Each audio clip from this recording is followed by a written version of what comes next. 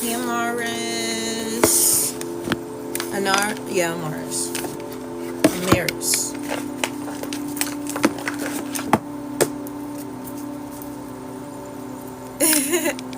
Let me know if I pronounce your name right. It's a respect thing.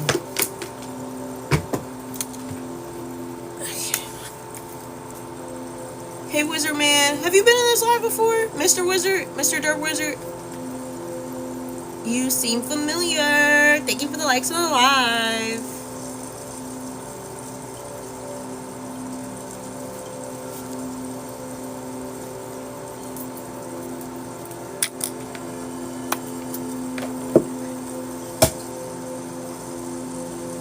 I'm gonna just plan everything out right now. Oh, everybody gets in here. Amaris. Okay, cool. Good. Well, welcome. Have you been in this live before?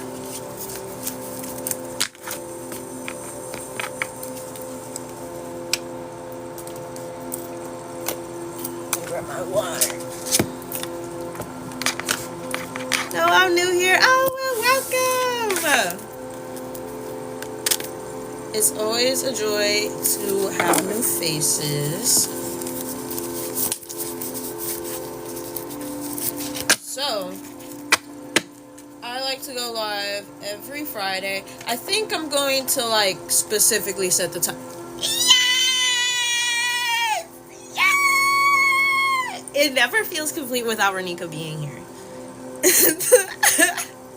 The one time Renika wasn't here, I was just like, okay. And nobody else I recognized was here either, so I was just like, alright, I'm gonna just deliver this message and I'll see y'all next week.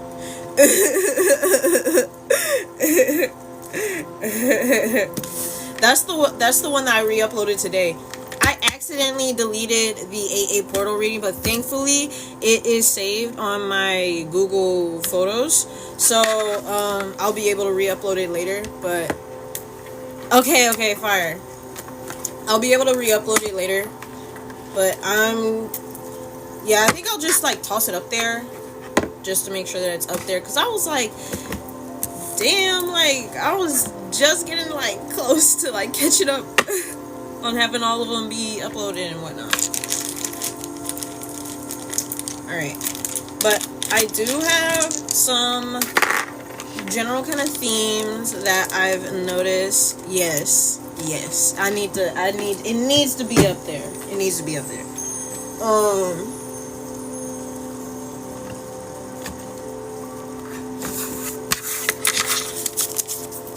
I have some general themes that I've noticed throughout the week that I want to discuss. Let me turn this mirroring off so you can actually read. Okay. There's overcoming escapism. That one I wrote down during last week's live. But I also have following through with self commitments before committing to someone else. Masculine energy feels the need to prove himself. Time to take your own lead. And there's this one, but I don't think we're gonna get to that one today. But I mean, just for your curiosity, it says it is natural to want to be a mother as a feminine. Collectively, women recognize that they don't need to give birth to be a nurturing figure. Integration of the feminine. Just a little taste of like other things we might be talking about in future lives. Alright? So, hey Seb.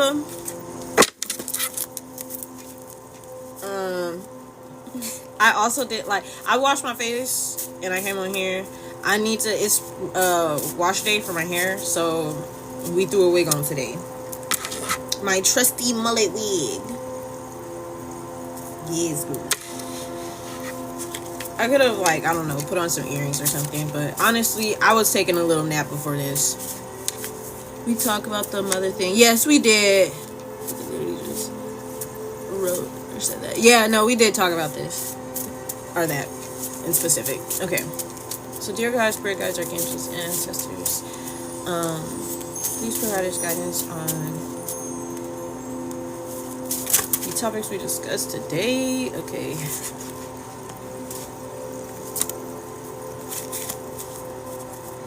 Okay. Look at all this gold. This is like, I wrote it in gold because it's intended to be like straight up divine guidance. Okay. Oh shit. Worry about yourself first. Ain't this literally like all what I wrote down? Come on now. Alright.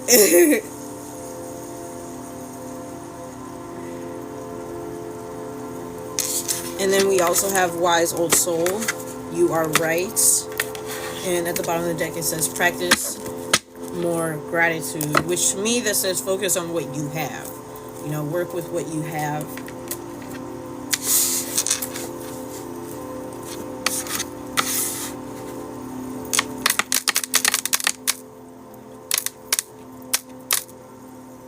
This is also about trusting yourself, trusting your inner wisdom with the both of these coming out.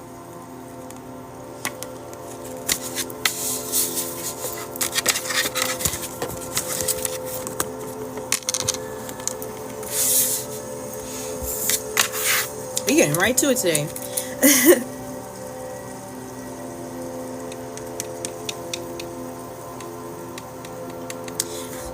So I think first I want to get into this point right here. Time to take your own lead. I should have changed the title of the live. I didn't do that. I wanted to change it to this.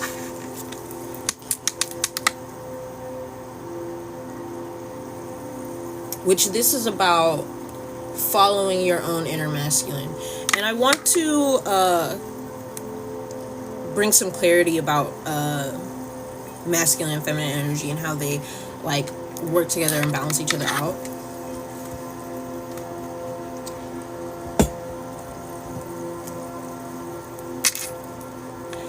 And it's kind of like a conversation that came to mind, a conversation between masculine, divine masculine, and divine feminine. All right. See, I'm messing around with this. A conversation. I feel like Bieber, but a conversation where masculine energy says to feminine energy,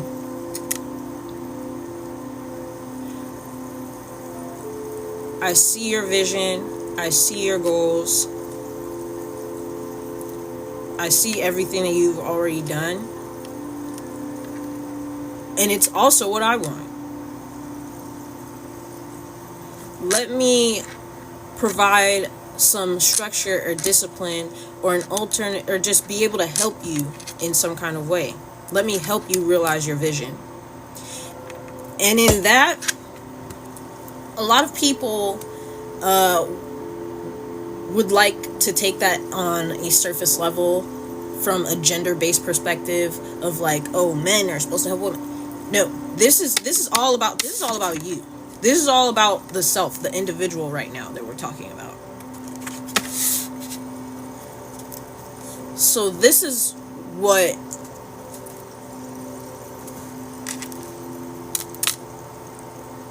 this is how you actually follow your own lead, is by acknowledging, hey Alexa, it's been a minute, how are you? Hi, oh my gosh, hello.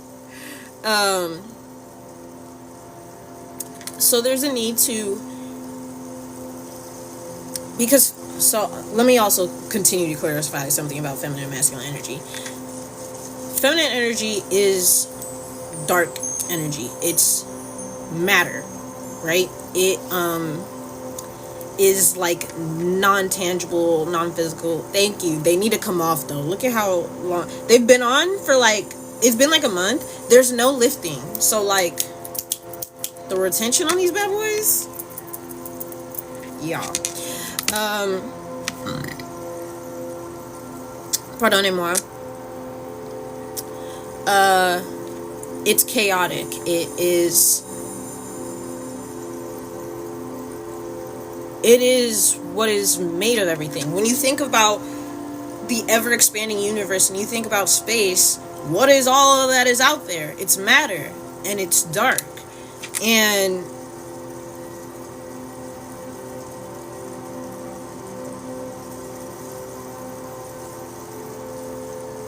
the masculine energy is reflected through like the speckles of light that show up. Now I'm just channeling things through the speckle of light that shows up like in when you look up at the night sky. And that represents the structure, the anchors that hold that matter in place. And when you also think about it from like a Christian perspective, when God said let there be light, what do you think was there first? The darkness. What do you think God made the light out of? I gotta go. Okay. I love you. Thank you for stopping by. Hello, Nicola. Okay. All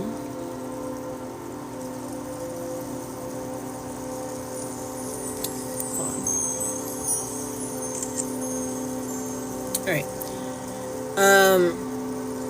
So feminine energy, and I say all that to illustrate the point that feminine energy is what things are made out of, is the matter that makes things, the value of things, while masculine energy is the structure that contains it, that holds it.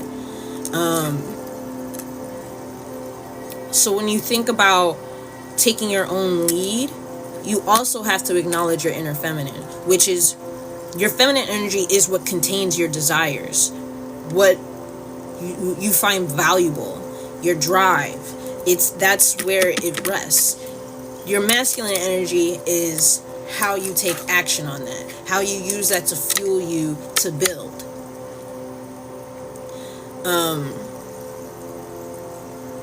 So yeah, I got the message that it's time to take your own lead. And with that specific message, I'm going to pull a couple tarot cards and see what's to that.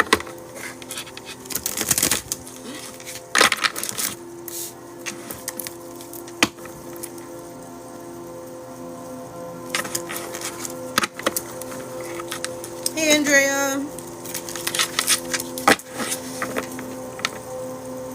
All of a sudden, I got the hiccups.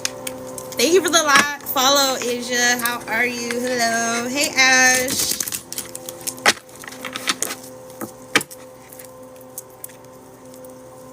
Okay. Thank you for the likes on the live. Hey. Have you been in this live before, Ash?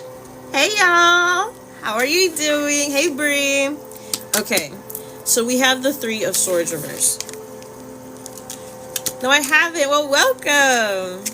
I do these lives every Friday, and I think I'm going to like solidify the time as being 5:30. I didn't have a solidified time. I think I'm gonna do them at 5:30 every Friday. And I re-upload them on my YouTube channel. But this is also forgiveness, releasing pain.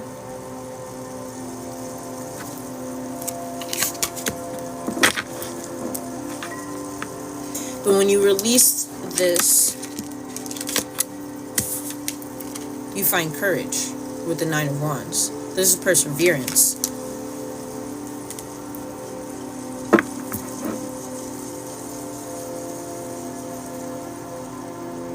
It's like a new sense of vigor for life.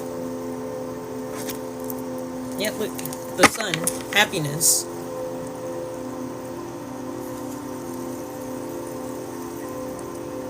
Rebirth, success.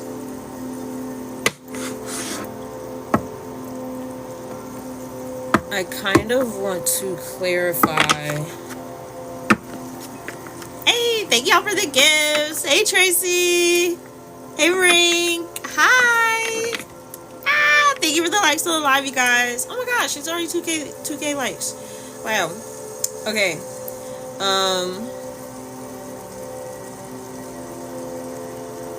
Yeah, I think I want to pull a clarifier for the Three of Swords here. Because what is this exactly that you're healing? That we're healing? This is a collective, right? Yes, doing a collective. Hey, Strawberry Lavender. Very cute name. I like that. Have you been here before, Tracy? In these lives?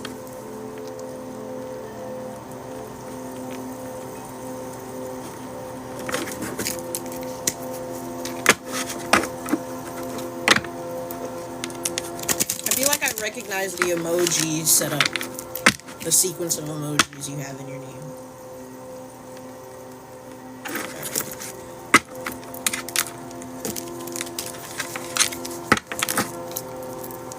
Clarify the Three of Swords reverse.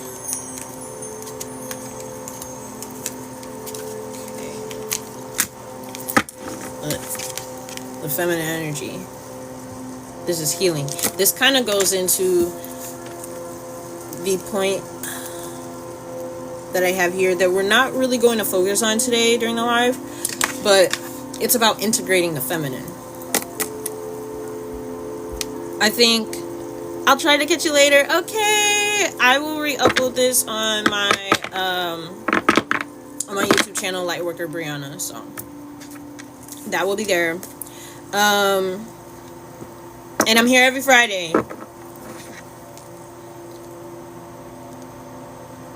Yes, this is about integrating the feminine. And I think many of us, when we think of taking our own lead and taking charge for ourselves or being assertive, we go about it from a space of only acknowledging the masculine.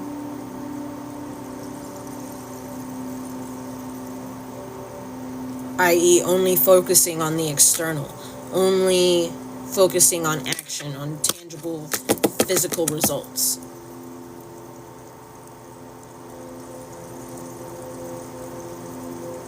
And not on the internal changes needed. We also have the King of Cups reversed here. Scorpio energy, Libra energy as well, with the Empress here.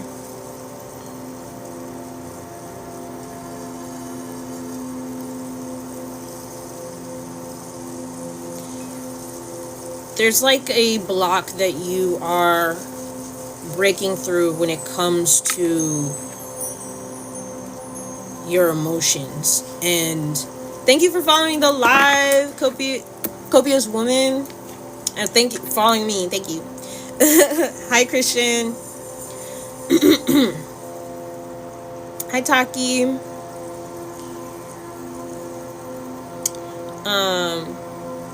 But you were over breaking through this block in your emotions. There's certain things and feelings that you didn't really access or acknowledge before because you hadn't reached those depths within of knowing yourself. This is a new level of knowing yourself. This is fully realizing the self. When the Empress is upright, right?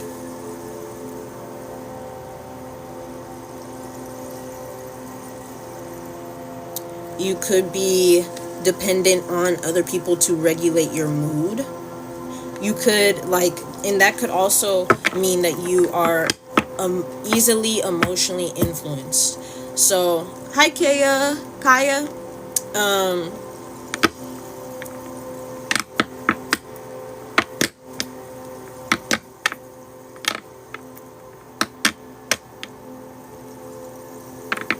So if someone around you is in a bad mood or whatever, you pick that up and take on that emotion for yourself.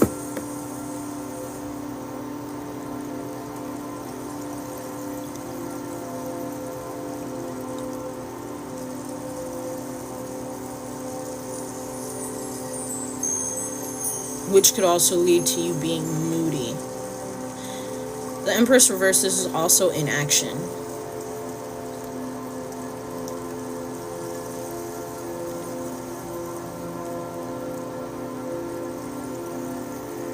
And that's because you can't take action, you can't enact your masculine energy when you don't even know what you're going for, when you're not even sure of what you want or what you deserve. I.e. your feminine energy. You can't move forward in your masculine if you're not familiar with the feminine. Internally, within yourself.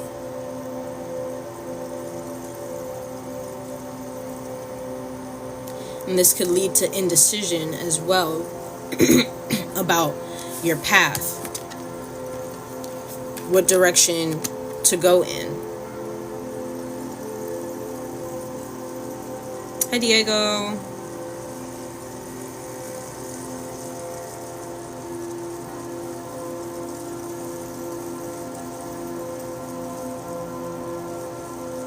But with the Three of Swords reverse, you are healing this.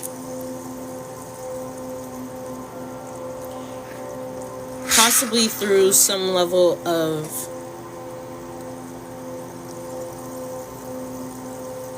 forgiveness or even just acceptance, either for yourself or for others.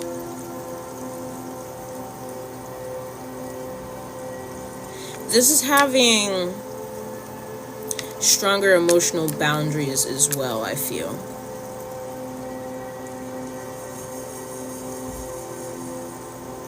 Not taking on the emotional state of others.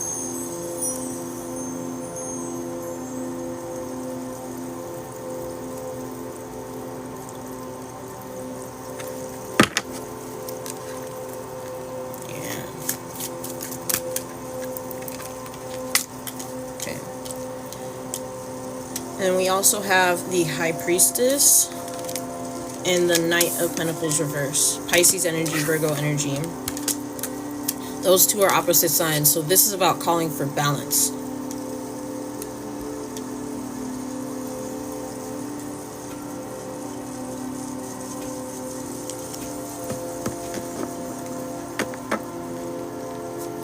Intuitively, you could be recognizing that there's a need for more self-discipline. There's a higher calling to govern the self. I don't know why that came out that way. Hey, Farah. Hey, Richard. Oh, for sure. For that, you are. Just for even saying that. Because it's not your place.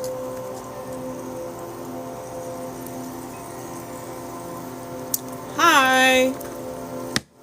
Like, if you don't want to be here, you don't have to be here. Isn't it blasphemous for you even to be in these kinds of lives? Like, bye. Stop taking yourself to places you claim you don't want to be and then complaining. Hey, sexy mama. Love the name. But yes, there's a higher calling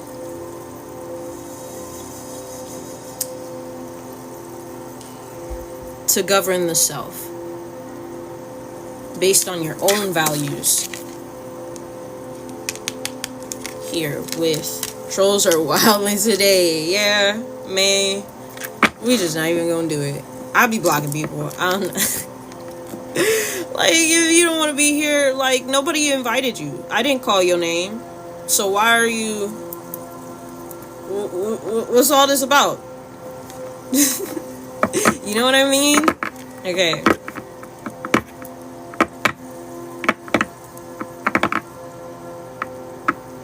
You could also be trying to dig into your unconscious at this time. Trying to confront any subconscious limiting beliefs.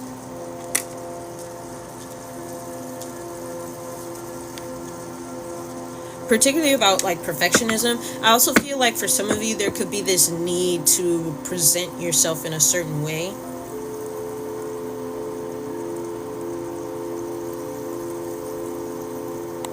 Some of you may feel like you need to be silent, because the High Priestess is generally very quiet.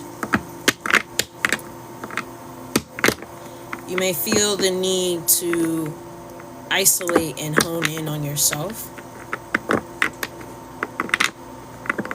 And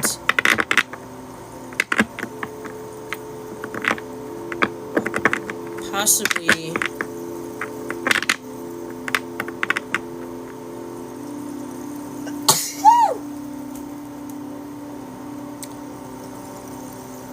incorporate more routine into your life, particularly faith-based routine, whatever your belief system may be, right?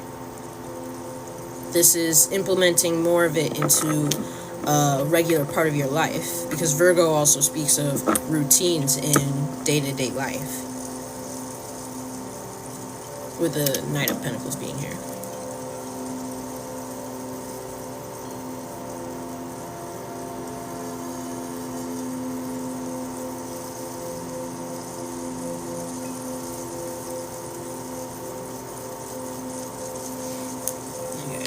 Pull some oracles and then we'll move on to the next topic. Hey Jesse. Hey Jesse. Oh, that's probably annoying to you. You probably get that a lot. My bad. Hey Jose.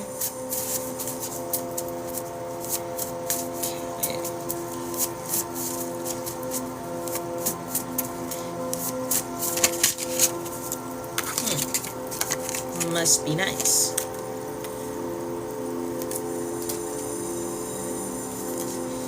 Idealization, covet, aspirational, jealousy, devalue. Yeah.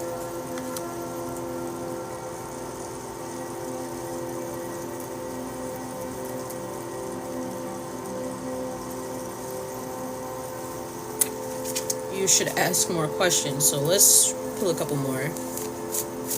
It did.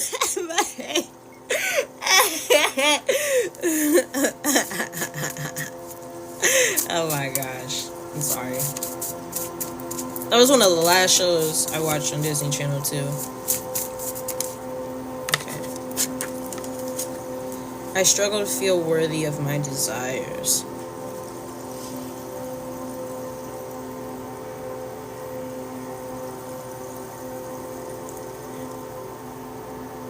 I'm trying to figure out if this must be nice energy is something that's coming from you or something that you are picking up externally from you.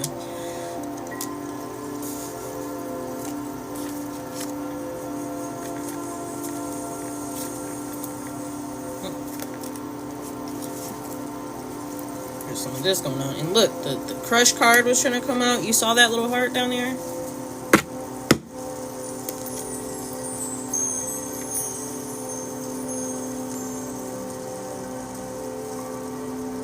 Okay, so there could be someone who wants to pursue you, but they're keeping their feelings secret with the High Priestess here.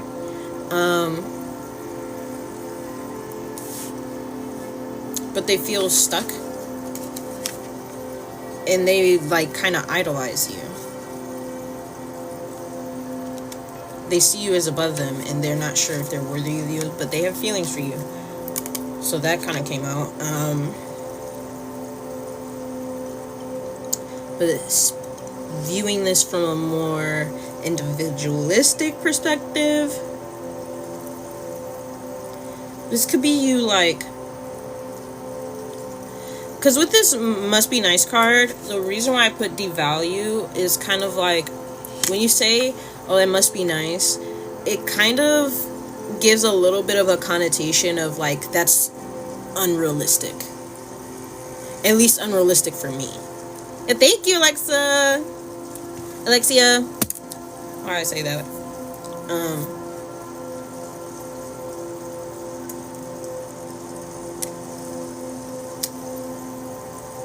It just kind of implies that to some degree you feel that whatever you think must be nice is unachievable or unrealistic for yourself.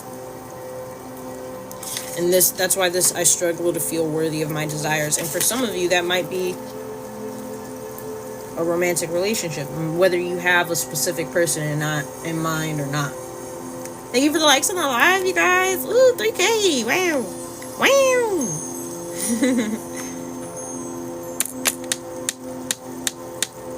And that could be a feeling that's the feeling that you are breaking through in your inner feminine. This limiting belief about what is achievable for yourself, what you can do. Thank you for the roses. Oh my gosh. Ah. Yeah, that feels right.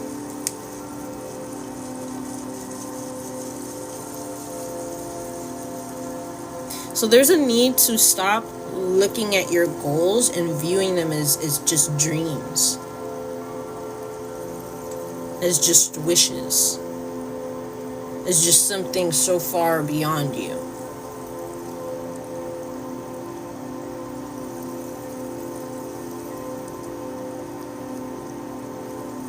Hey, Sir Dave! Hey!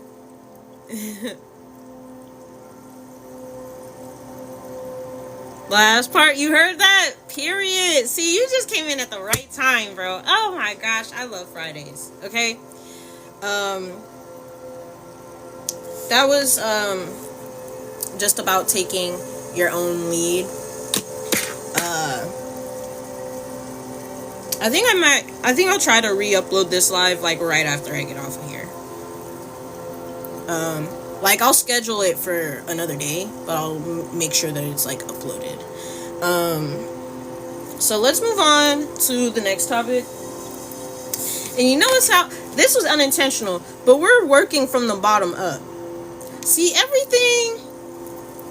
everything being alignment, my bro. We're working from the bottom up, deciphering these things, confronting these kinds of topics.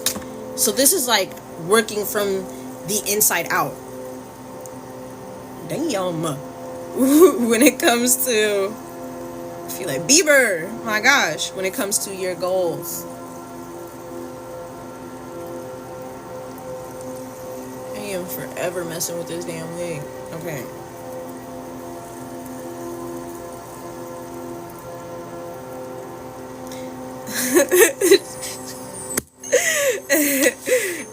So the next one is masculine energy feels the need to prove himself. So there's a need to confront that. What is that about? Right? And again, we're talking about the individual self. So there could be things that you are taking action on, moving towards, because you feel that is what is expected of you.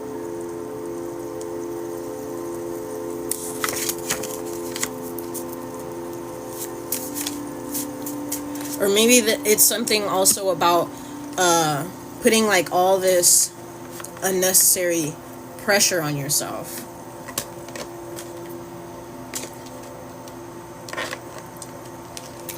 To have that hit home, period. To have specific like outcomes or results.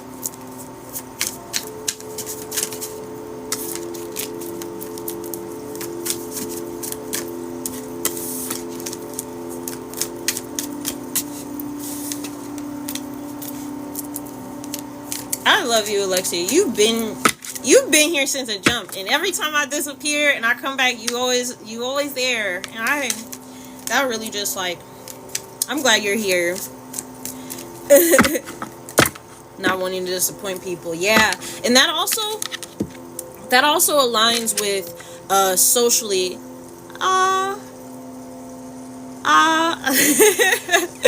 But that also aligns with what is expected of physical gendered men socially, right? I didn't mean the question marks. It's okay. But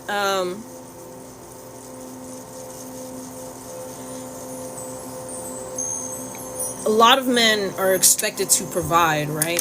But then with the way our economy is set up, they don't really get many opportunities to do that.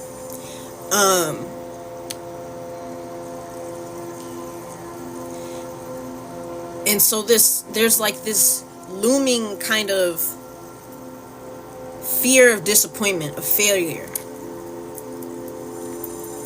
right?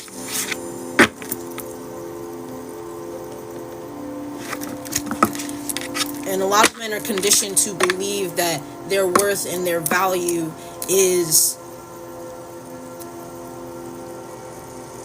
contingent upon the things that they have, their external achievements, right? Like, not a lot of men get praise for healing, you know? They don't really get pats on the back for that. They don't, like, there isn't as much of a community for that. That is also something that is reflected within the internal masculine within all people, right? So what we're talking about right now, how we just move from like the feminine struggles, these are all internal struggles that everyone is having, because these are conflicts going on within the energetic archetypes themselves.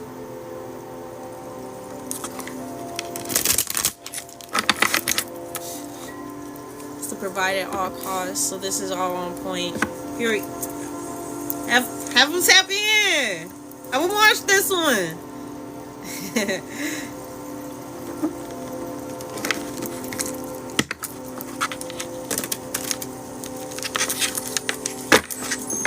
But I'm not gonna disappear this time, by the way.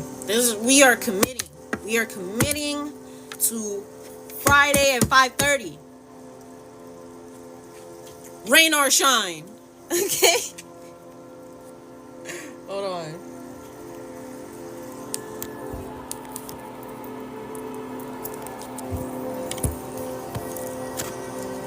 Alright.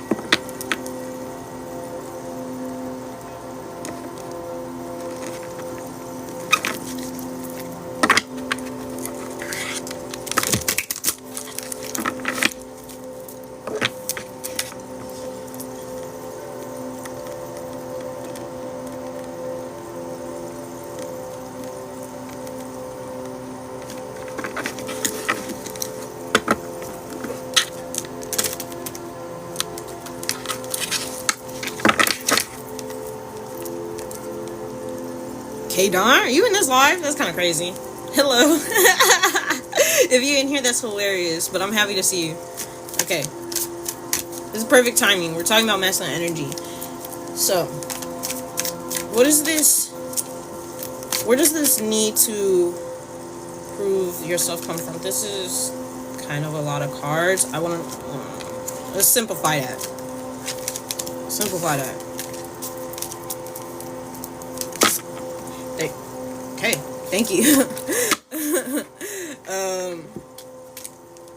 We have the Devil card, Capricorn energy, Saturn energy. So this is also about restrictions, discipline, karmic lessons. And then we also have the Four of Cups, which is interesting. I was thinking about the Four of Cups earlier today, but this is Cancerian energy, which represents apathy, being in a state of meditation and contemplation, right? So this is contemplating on your own destructive behavior. The actions you take that are not in alignment with your highest good, with the goals that you claim to have, that you claim to support your inner feminine in, right? You know what you want. You know what you value. You don't feel worthy of it, though. In your feminine, you don't feel worthy of it. And so your masculine energy dips off into some other shit. Like, it's like, oh, so we not doing the plan? We not going with the plan? Okay, then I'm gonna go smoke some weed. Like, you know, just different vices and things, or even just escapist kind of behavior, because the overall thing that girl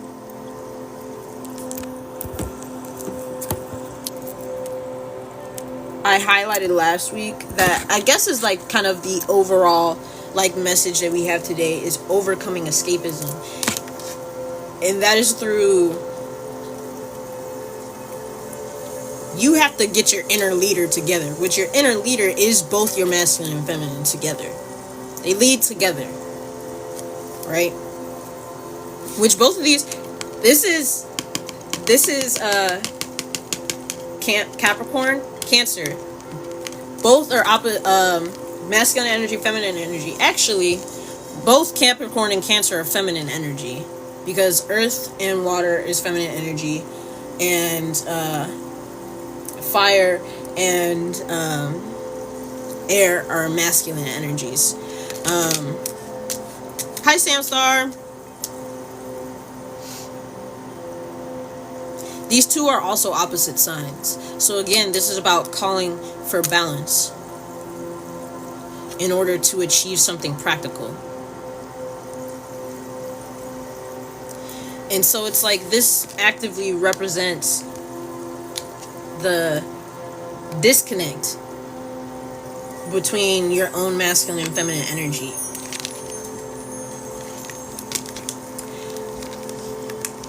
Like, you're in a toxic masculine energy, meaning you are taking actions and engaging in behaviors, or like more specifically attached to certain coping mechanisms that have at this point in your life become detrimental distractions. Right? This is a need to release something, to say no to something, so you can focus on something else, on building and filling up these cups right here. But your inner feminine is zoned in, is assessing things. So at this point in life, in this specific moment in time, you could be outwardly maybe not doing much, not being productive, but you are internally being productive, in that you are confronting these things from the inside.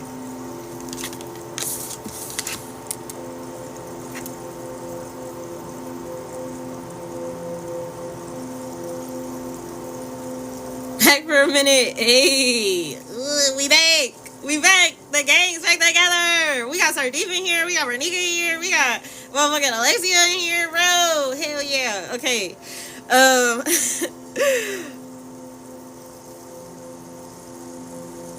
We have moved on to the next point, right? So masculine energy feels the need to prove himself.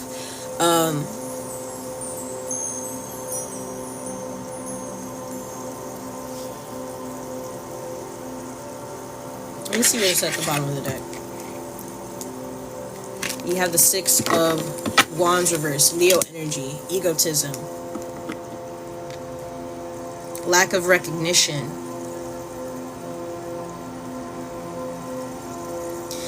Okay.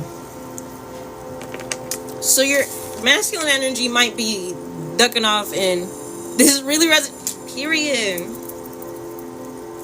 Welcome to the club. Welcome to the club. So, your inner masculine might be ducking off, doing some fuck shit, because there's a lack of appreciation for, one, what you've already done and achieved, and two, for what you are capable of doing.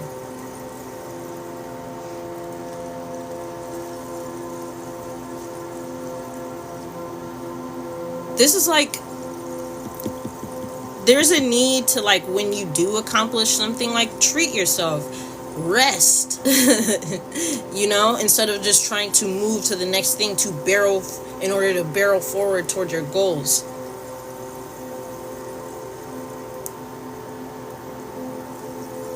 There also there also might be kind of like a desire to be louder about your achievements as well, because it says private achievement.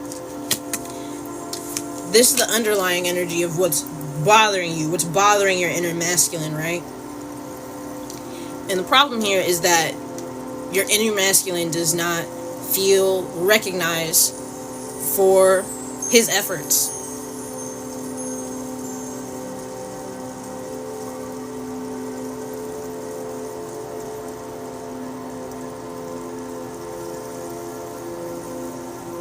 So, like, for me, I'm gonna use myself as an example, because we are a collective. We're working through this type of shit together, right?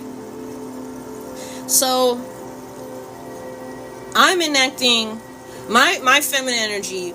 My feminine energy, my desires is to be here. I want to do this. I want to do these lives. I want to be here. And I want to have open conversations, and I want to express, and I want to guide and push forward healing collectively, right? Not just for myself, because I know that I could do that for myself, and I do that for myself very well. I've done it for myself my whole life. I also know that I have the ability to extend that to others as well. And that's something that I want to do, because it's something I wish I had. I had no role models growing up, no guidance, nothing. There was not a single person in my life growing up that I looked at and I wanted to live their life. Absolutely not one. So that's, my values are in alignment, right?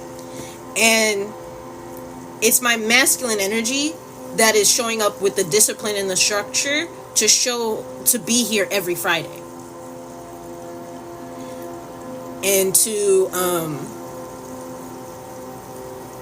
now we have a specific time. We're doing 5:30 every Friday, okay? That's my masculine energy supporting my feminine desires, my feminine energy, right? Masculine energy basically says, I want what you want, to feminine energy. But even though I'm showing up here, I'm not being as loud about it as I could be, as I should be. I need to be posting clips of these lives. And I need to make more announcements about me being here with y'all on Fridays at 5:30. Right?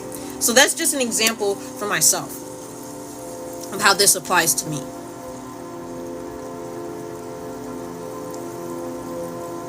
And when you give that recognition to your masculine energy, it's like my own, continuing with my own example, it's like my own masculine energy being like, okay, I'm showing up, but you not, like, I'm doing the work, but you not promoting it. You not doing, like, we not doing enough. Bro, like, like, I'm showing up, I'm doing the work, but we're not announcing that it's available, you know?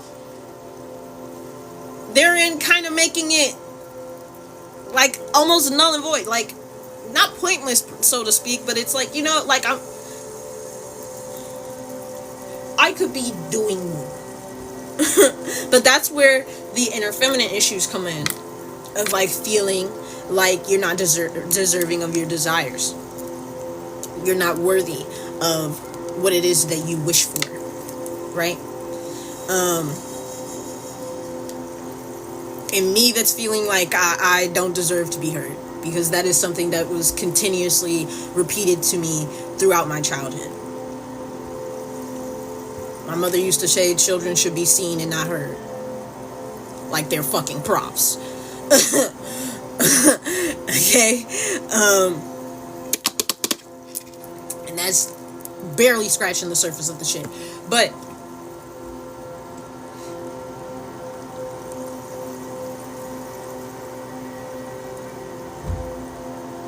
that's just to give you an example of the kind of things that are needed to be confronted within and worked on within the self at this time. For each individual. Hey, coach. What's up?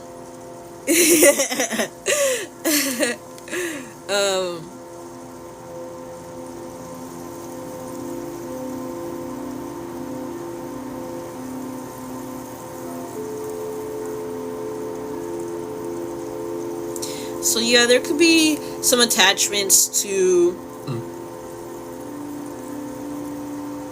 Pardonnez-moi. Some behaviors that are to some degree self-destructive.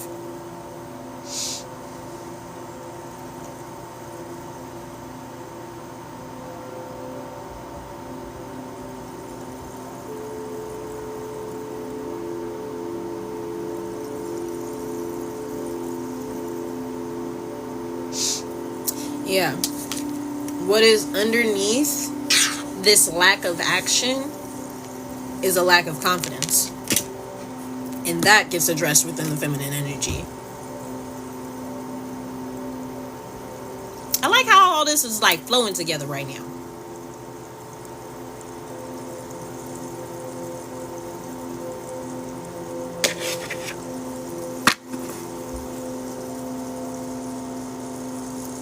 Yeah, and because you're unconfident in what it is that you actually want being achievable,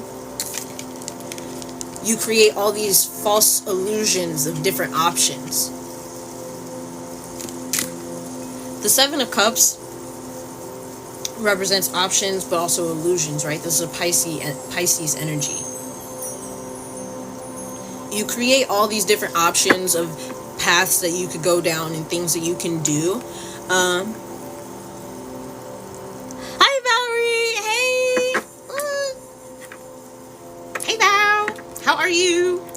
But, hey. You create these alternative options because you don't believe in what it is that you want. I want a book? Oh, what? Okay, period. Hell yes. Hell yes. Hell yes. Hell yes. We could do that. We could do that at the end of this live. We're like halfway through.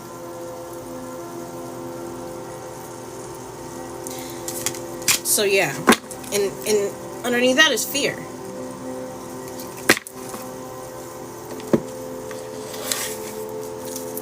Gotcha, period. What's your catch up? Do I have it? Yes, I do. There we go. Bree LOLs. Have you gotten a reading from me before?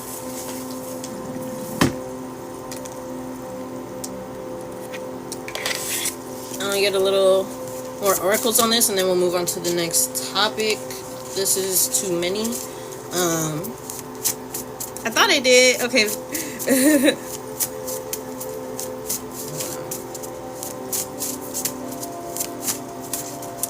Let's see.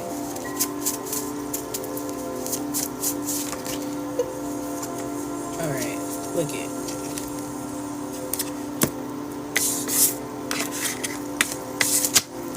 Traumatic childhood. I have not changed. So there are behaviors that there are behaviors. Yes, I do individual readings. I do them $10. If that's okay.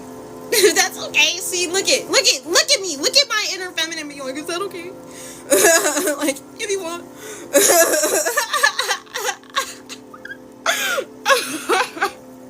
Thank you for the follow, Kaya.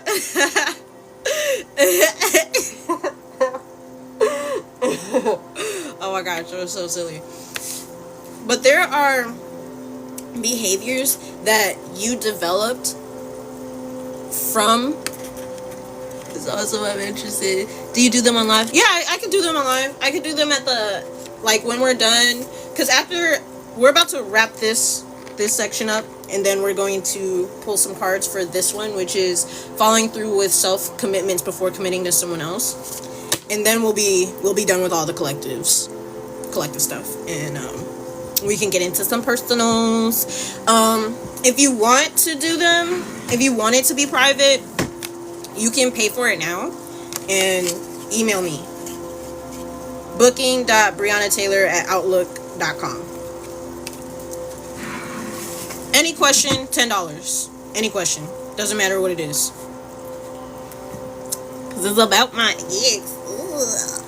Okay. Let me focus so we could move forward. So there are behaviors that you develop because of trauma that you experienced as a child that are still lingering. I have not changed. That are still lingering and causing blockages for you at this time. They may have been behaviors and responses that kept you safe in that small environment that you were in, but now that you are moving forward and you're expanding your horizons, these behaviors, these coping mechanisms are holding you back from like really spreading out and taking up space. Which, see, I don't know, like, I'm gonna just assume that y'all got similar, maybe not having the same exact experiences, but whatever we did experience did lead us to having the same issues. Okay, so there is, as I mentioned, for me, it's feeling like I don't deserve to be heard or seen, you know? And that's because in my childhood, expressing a need, expressing anything, speaking out of turn and when not spoken to, like,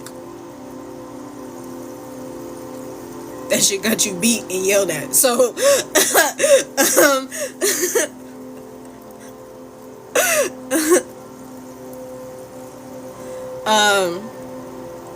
and so I developed, especially when I was a teenager, I learned to minimize myself. Thank you. Let me see.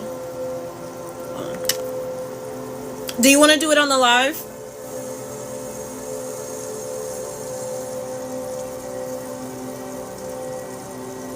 Okay.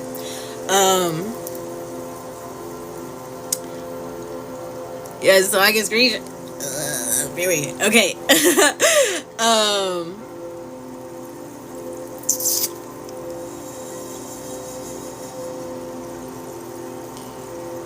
Feeling like I don't deserve to be heard. Shit, what was the last thing I was saying? Oh, as a teenager, I have been very conditioned at that point to actively minimize myself. Like, I used to say very low things to myself in order to convince myself to shrink smaller in order to be safe. I used to actively tell myself that I'm not special. It's very sad. It's very sad. Like, it's very sad. But,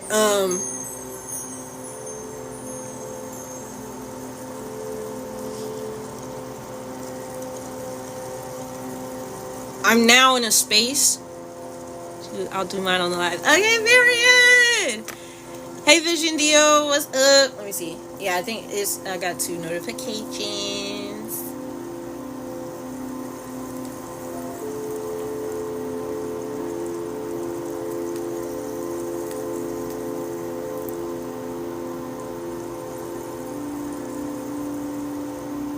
Yep, I got them. Okay, period. So I'm no longer in a space where I have to do that. Anybody who made me feel like I had to be less of myself in order to be safe, I don't got shit to do with them bitches no more. You left them behind. We left them behind. Okay? Our environment is not as small as it was. And there's a need to take our rightful place. Right?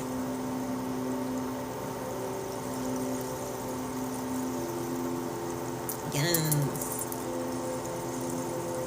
So yeah, this is That's what the masculine, that's what's going on. That's why the masculine energy feels the need to prove himself. I still kind of feel like we didn't directly answer that, so let me think about that a little bit.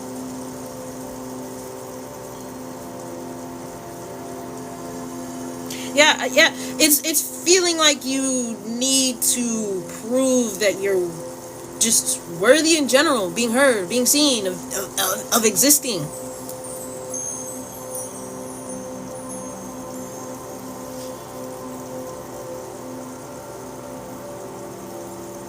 This is about a lack of belonging, which at one point in your life was a real, aspect of your reality, your external reality. You were not in a space where people welcomed you. You were not in a space where you belonged because you weren't surrounded by people who actually matched you. You just thrown in the pits, girl. Thrown in the pits with the monsters.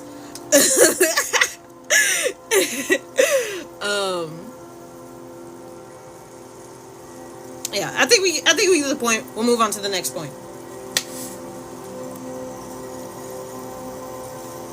Your live is not eligible for recommendation and restricted.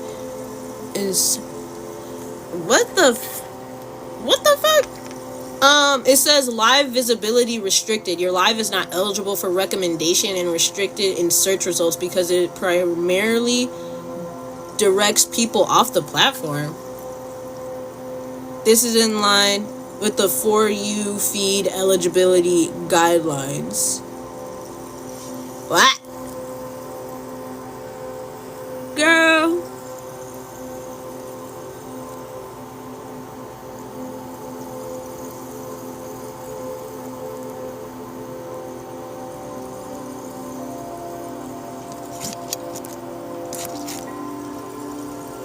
Did y'all hear that? Do restrictions? Oh, I hate it when they do that. I be live too and they do restrictions. Shoot, I'm sorry, it was probably my comment.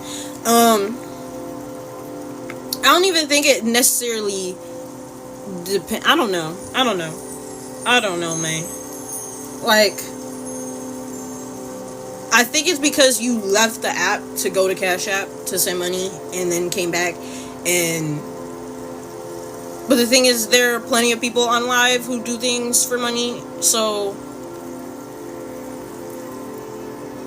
I think it's because TikTok wants the money to go through them. I think that's where they have an issue. But I don't give a fuck about that.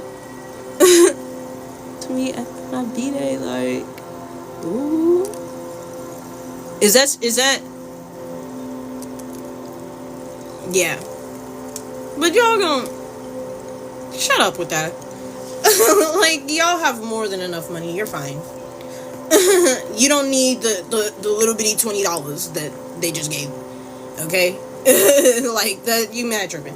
Okay? Oh, and then also we have Get Your Money Back. Kind of ironic to what we were just talking about. But we have Get Your Money Back. And this means,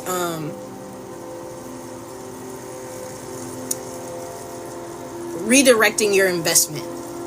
It's not necessarily solely about money, it's also energetically. It's about investment, right? So this is redirecting what you invest your energy, your time, your efforts into. Period. Okay? So the next point is following through with self-commitment before committing to someone else.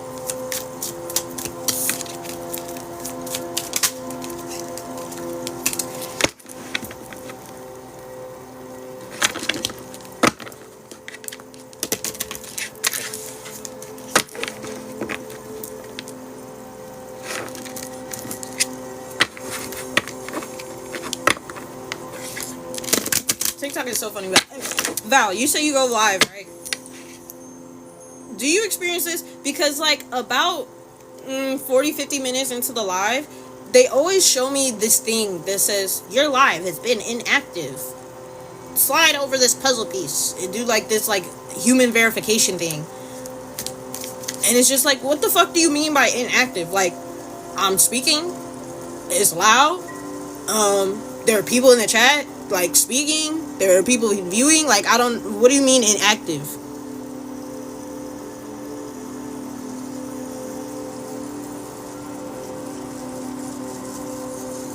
This is crazy. I'm blue that. See, this just further proves they be getting picky. Like, yes. Like, what does that even mean? What is, like, fuck you mean is inactive? Like, what am I supposed to be doing? Jumping jacks? Or 1 week at times? Jeez. Yeah, I've been, like, doing these lives, like, on and off for years. I'm committing to them now, though. We're gonna be here every Friday at 5:30. But I've been doing these lives, like, on and off since, like, 2021. And, I think this is just reflective of what I'm talking about right now. And they've, like, I lit an incense once. Yes, I am. Is this the vow that I think it is? Yes! Okay, that's what I thought. Okay. I wasn't sure because I didn't, like, really look at the picture. Like, yes, do I follow you? Period. And you do tarot. Ow! Oh, hey! Oh my gosh! Okay. But look, like, coming clean. That was just about me, like, telling the story. But I lit an incense once. This is my backup account. Okay, period. I lit an incense once, and they shut down my live for, like, smoking. Bitch! A bitch can't cleanse the space? Cleanse the energy? Please! Oh my gosh! Okay, anyway, let's refocus. Following through with self-commitment before committing to someone else. Again, we have the 8 of Swords here.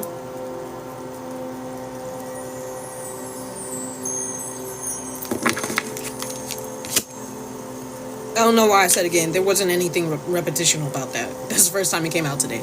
And we also have the 2 of Wands reverse. Gemini energy, Aries energy. Yeah, so these are limiting beliefs about your personal goals and inner alignment. But in opening up to new perspectives,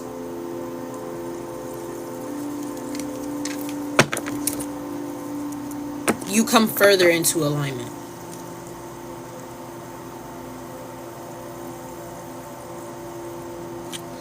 I believe, yeah.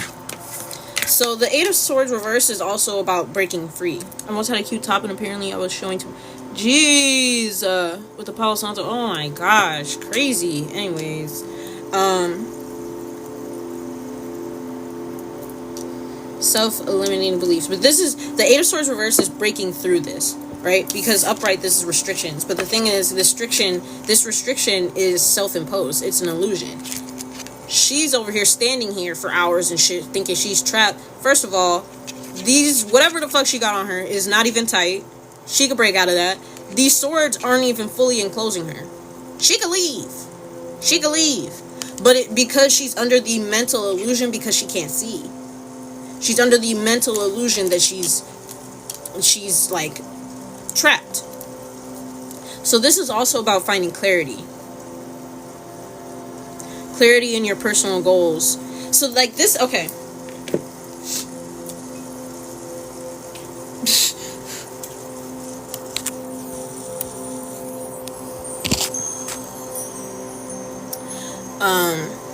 The plug is sensitive over here, and sometimes I shake it with the desk, but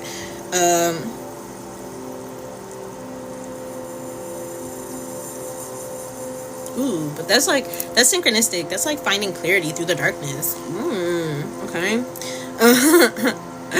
But this is becoming clear on what your action plan is, what your goals are, and how to move forward with them. Because the 2 of Wands is planning. I thought there's like a shit on my phone. Whatever. Something was blocking the whatchamacallit, the chat. Yeah. So this is becoming more clear this is becoming more sure of what you want, and therein being able to create and follow through with an action plan going forward. Again, the Knight of Pentacles reverse. This is self-discipline.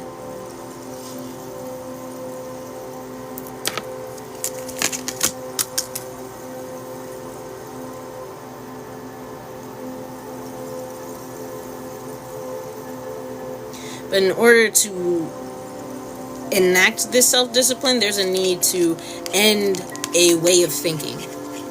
Swords are thoughts. Swords are thoughts, right? It's mental energy.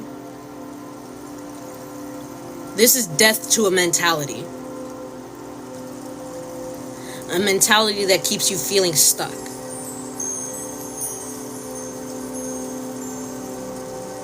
And the way you slay that thought pattern is by fully accepting and embracing what it is that you truly desire. And only following that. Consistently showing up for that. Committing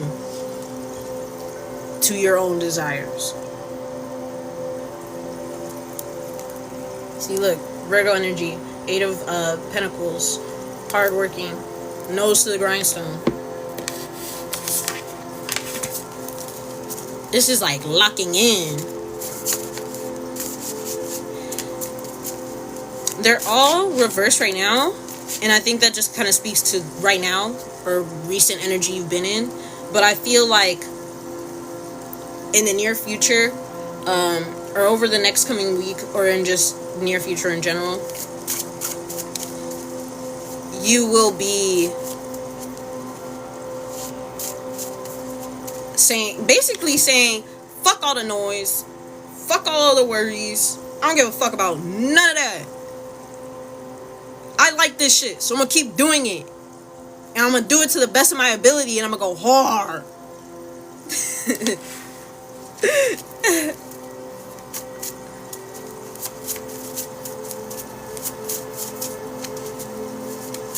This is like your masculine energy revving up, like fuck yeah, like not even just your masculine, it's both your masculine and your feminine energy being like, yeah, we gonna do this.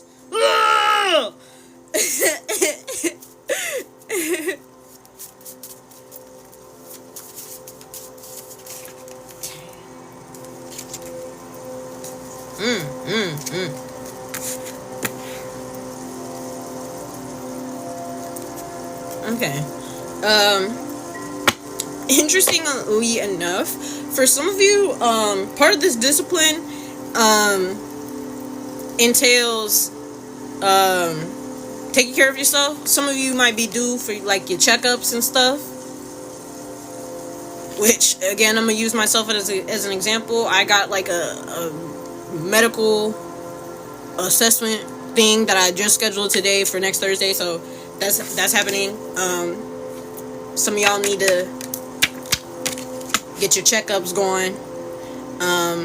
But then there's also this. I want to take what you have. Who the hell is that? Then we got, look, at the bottom, evil eye denied. And as I was trying to pick up the deck just now, it showed me this. So there could be, this might even just be someone who has feelings for you, someone who wants care for you, who wants your attention. The effort and the I'm really sensitive to energy and I feel pleasant just listening to you. Thank you. The first. Hey, wait, hold on. Do it. Oh my God, Brian! What the fuck? Oh my gosh. Hey. Oh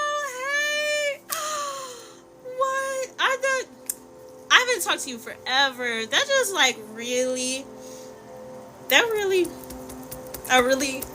warmed my heart. Like, I'm so glad you're here. Oh my gosh. Oh, have you been in my life before? Because I feel like I've seen the screen name and everything, but I never actually looked at the picture. Ah, oh my gosh. Hey, how are you? Oh my goodness. But anyways, this might be someone who has a crush on you, who has feelings for you. And the issue is like,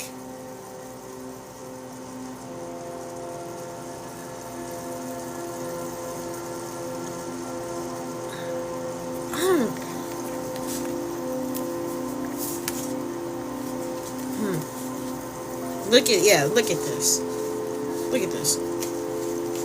This is the way I pulled it. There's this one here, but we're kind of ignoring that because that's not the one that I saw.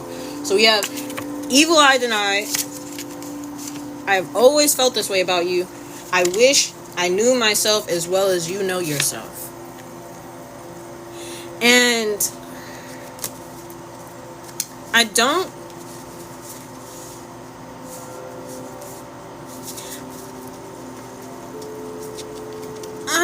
know. It kind of seems like there's a lot of interest coming your way, a lot of people like romantically interested in you, and it's because they see this energy. They feel this, like they feel like the union that you have in yourself, the abundance of confidence in your desires, and they want some of that. They want to, it's like there are people around you who want to just experience you. They admire the way that you carry yourself, the way you present yourself, the way you seem to know yourself.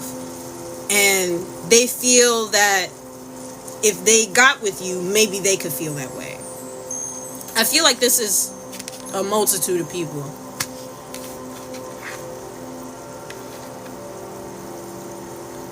So yeah, there could be people who want to get next to you just to try and achieve the same peace that you have achieved, and not even by doing the work themselves, just by just soaking up the good energy that you've created for yourself. And people, it seems like distractions. It just all feels like distractions. Like, all these people want your attention because they want to feel like you. They want to be like you. Maybe not live the exact same life you're living or whatever, but they want to have the contentment you present yourself as having. Okay.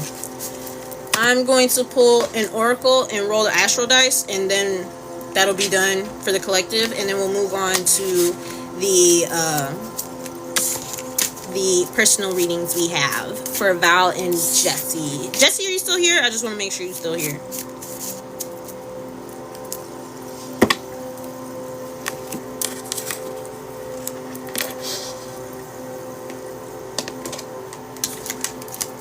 Okay, period. Jesse is still here. Hey. I'm going to do one of these oracle cards. Ow. And then I'm going to roll the astro dice. And that'll be it for the collective readings. And then we'll move on to your readings. I'm excited. This is a good Friday, y'all.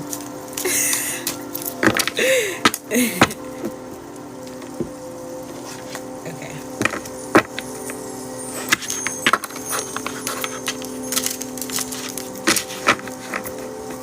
You came in right in time. I literally was just like, is Jesse in here? So you heard the call. Crazy. Okay.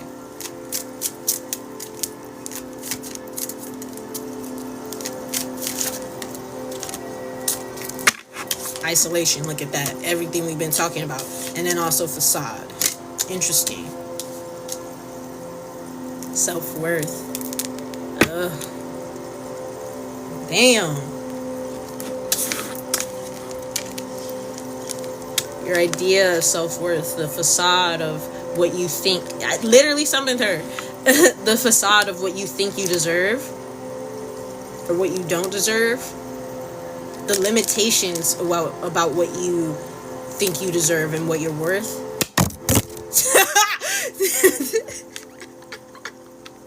Them shits are ending.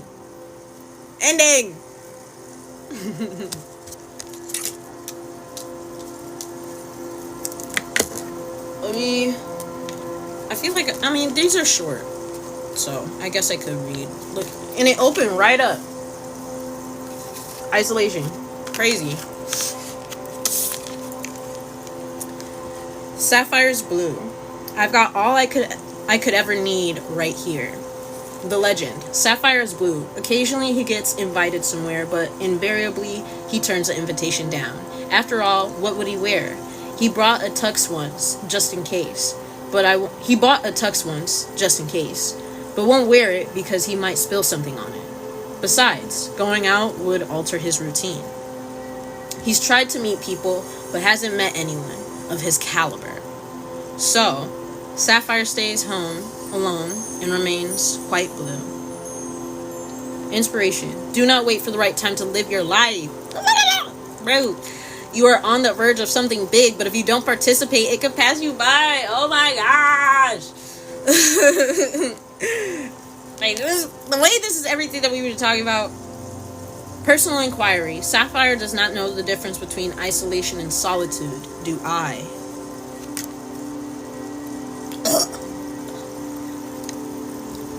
I feel personally attacked. Key ideas: self-protection, making excuses, over-preparing, never feeling ready to take action. Keywords: celebration, experiences, play. And then there's a meditation. Think of something that you have been putting off. A vacation, a calling a friend, painting the house. Close your eyes and imagine yourself totally involved in the activity. Come back when you are ready. Now take action. Now taking action will be that much simpler. So that was basically suggesting to envision the thing that you want to take action on. Imagine yourself doing it and how good you'll feel doing it too. Because it is something that you want, something you desire. Maybe this is... Because, oh my god.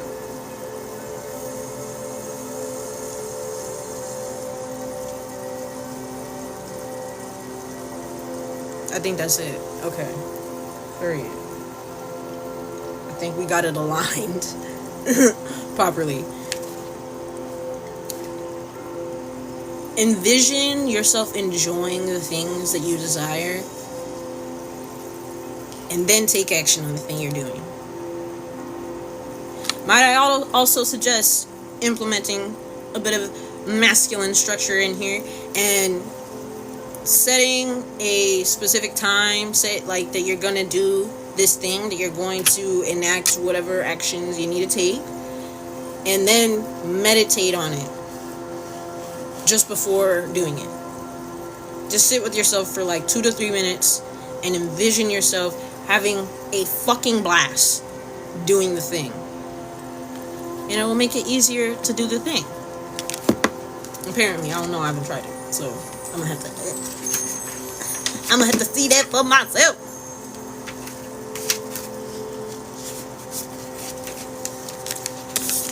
Facade. This is only the last one we're gonna read. Bronze God, this isn't who I am. The legend, the bronze boy Darnell was young when his father died and he became the man of the family. Out for a walk one day many years later, he was mesmerized by the sight of children playing.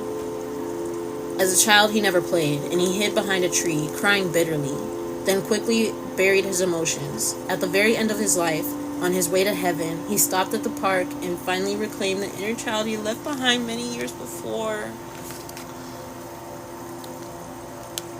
That made me feel like I wanted to cry, you guys. What the heck? Inspiration. If you are unhappy in your relationships, you may be relating to others through a false sense of duty. Give up being something you're not. Personal inquiry. Bronze God is about reclaiming life. What have I done to heal my childhood pain? Key ideas. Disassociating from yourself, reclaiming your life, healing childhood pain. Keywords: recovery, integration, play. Meditation. Imagine yourself as a child running and taking flight. Veer off to the clouds and find a playground in the sky. Swing, slide, laugh, and if you choose, find other children to play with. Enjoy yourself. While you are there, you will receive a message of some kind. You can ask your inner child, your child self, if there's anything you need to know. Oh.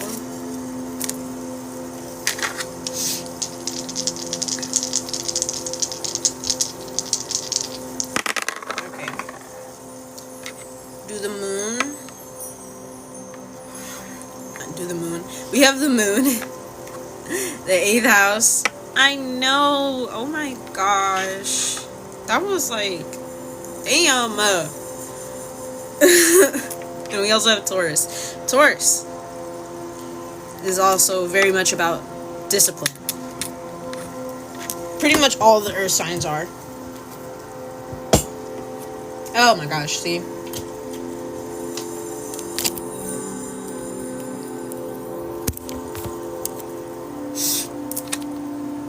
Literally what I was like, bro, the cards do not lie, and neither do I. Okay. And it's also interesting that we have the moon here because, what is the word?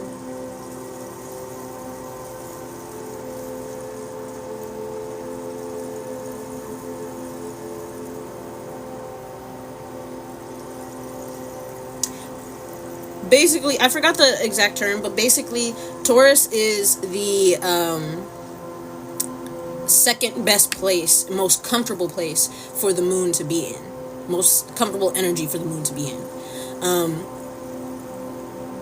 The moon rules over Cancer, so it is most comfortable in the energy of Cancer, but it is almost just as comfortable and familiar in the energy of Taurus. So I feel like this is also speaking of comfortability as well, which is something Taurus embodies, comfortability. And then the 8th house is about transformation. And the 8th house also represents, rules over psychology. So this is a transformation within your psyche, getting more comfortable with the self,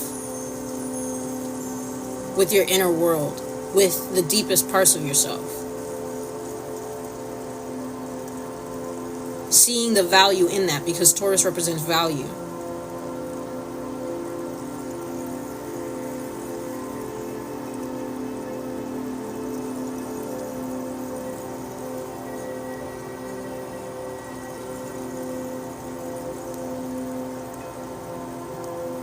Diving into the mysteries of yourself and applying love there, because Taurus rule is ruled by Venus.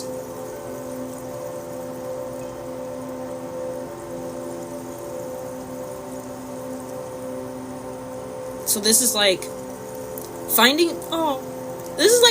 beauty in who you are. Oh my gosh, that was sweet. That was a sweet message to channel. And Taurus is a very sweet energy.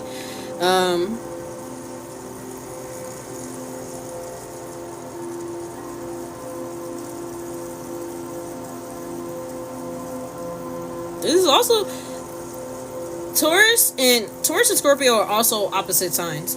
So that has happened 3 times today. That has shown itself 3 times today of opposite signs like being next to each other or being in the same spread.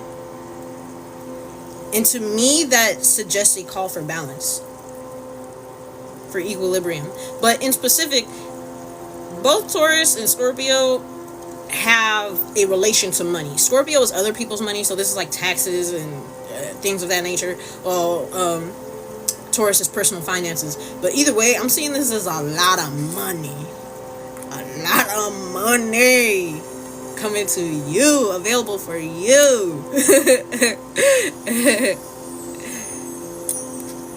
Yeah. it's like the more you shine the light on your inner world, the more you shine the light on your moon and reflect that outwards, because the moon reflects the light of the sun. So when you light up the moon, you're reflecting, you're allowing yourself to be seen.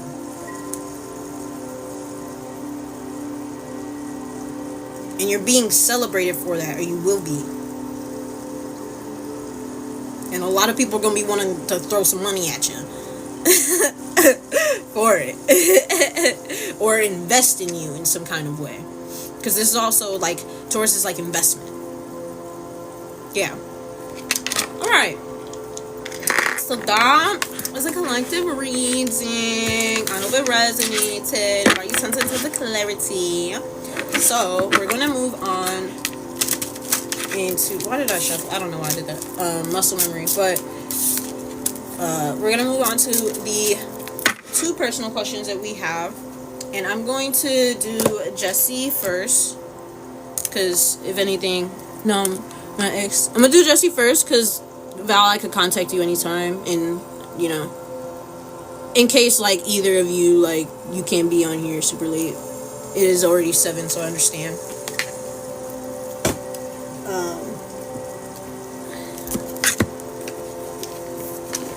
So I'm gonna do Jessie first. Jessie, you can go ahead and put your question in the chat. In the shot. The shot.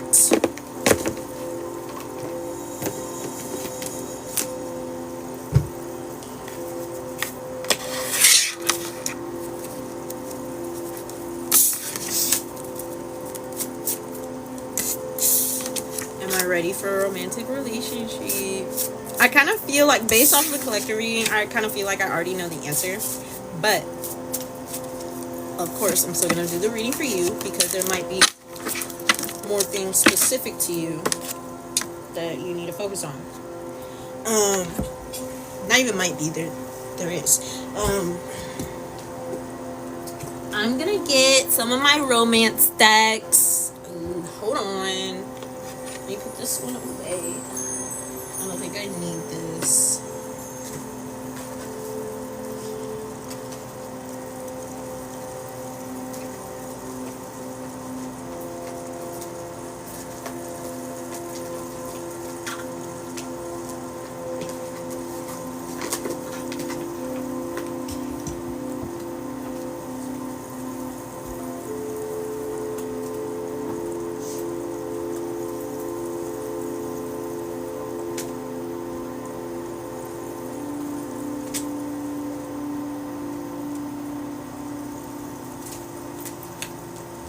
Okay.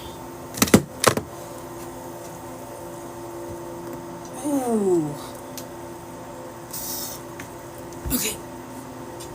So I also do astrology. Yes. I have only like recently in this year opened myself up to doing birth chart readings. So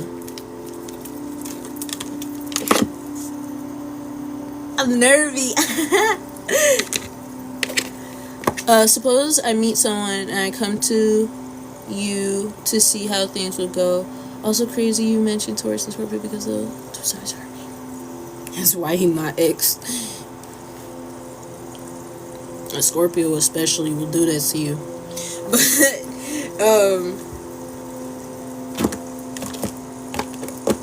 yeah, totally. I could definitely do that. I would love to do that because I want to. I've been doing tarot for some years. I want to flex my astrology muscle. You know, I want to put it more into practice. You feel me? Okay. So we'll start with one of these. Thank you. And these have been on for a month, and there's no lifting. No lifting. So shout out to Trinity on that. She did that. Retention, crazy. We're gonna start with one of these to get like the overall kind of energy. So dear God, spirit guides, archangels, and ancestors, please aid me in giving Jessie guidance on that she is ready for a relationship. I also do nails, but I had this like I don't. The last time I had someone do my nails, it was probably, I guess, when I worked at the chop shop.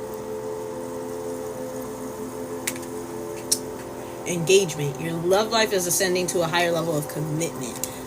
I'm gonna do that again, just because I wasn't focused on the question. I wasn't, because the question you asked made it sound like you single. So an engagement seemed kind of like, dang, but maybe that is. Let's see.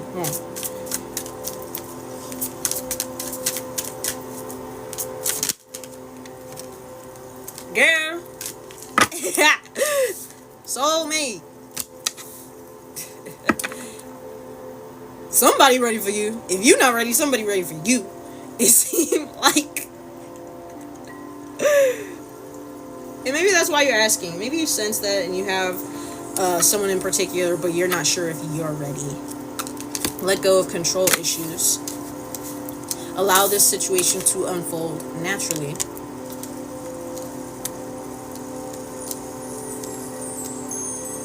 Okay, let me tell you. So, off rip, what this kind of seems like is, and what I'm kind of sensing, I'm still going to pull like tarot and everything, but off rip, what I'm kind of getting from this is that there may be someone in particular that you feel very connected to, have an interest in, but you, for your own reasons, do not feel like you are ready to be in a relationship.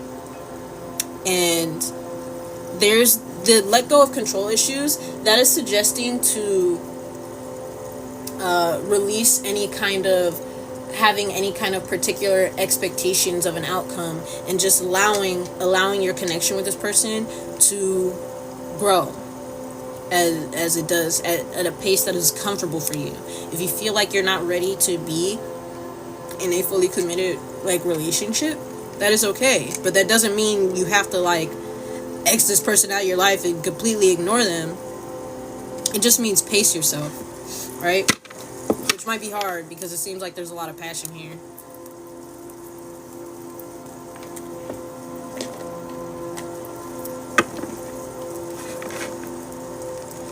Okay, so like let's dive a little bit deeper into that and see why you may not be feeling ready to be. Look at Two of Cups. This is a relationship offer.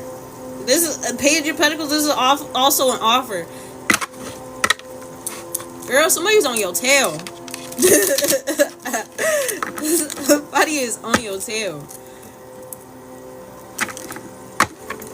This could also just be what is on your mind as well. But I'm sensing like there's a particular person you got in mind. That's what it's seeming like.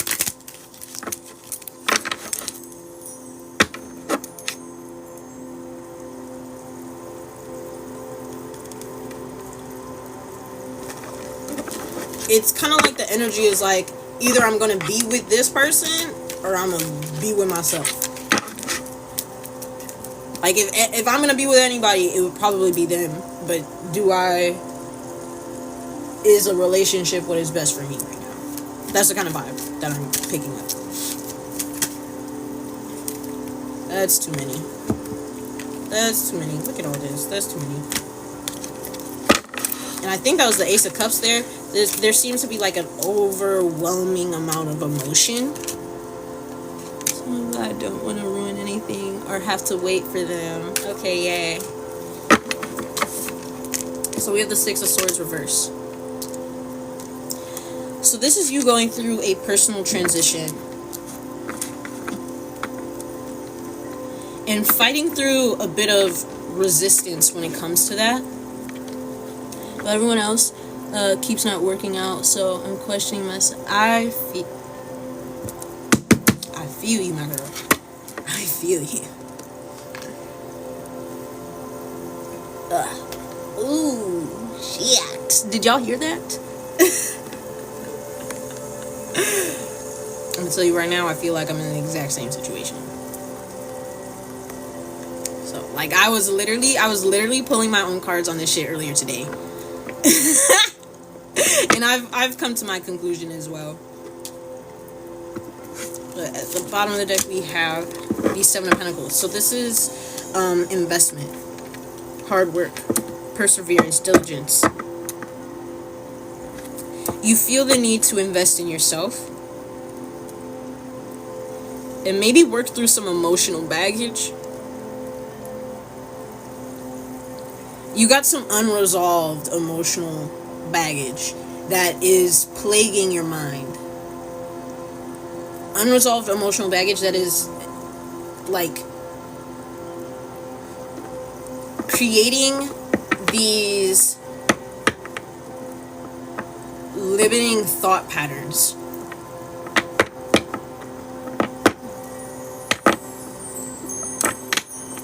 And you have, or at least there needs to be, a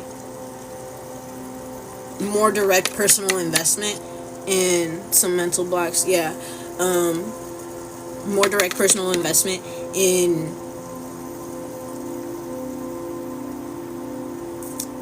working through that. So you need this energy, this attention on yourself.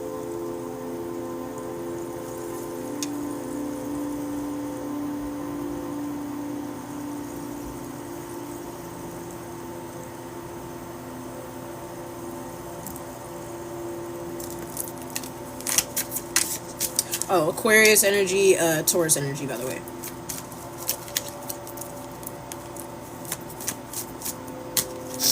And Taurus energy, Taurus is a fixed energy. So that is being really committed. Again.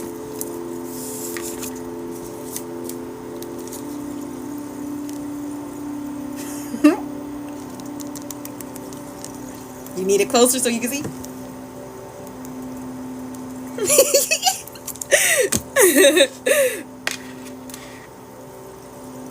This is really committing to your own growth.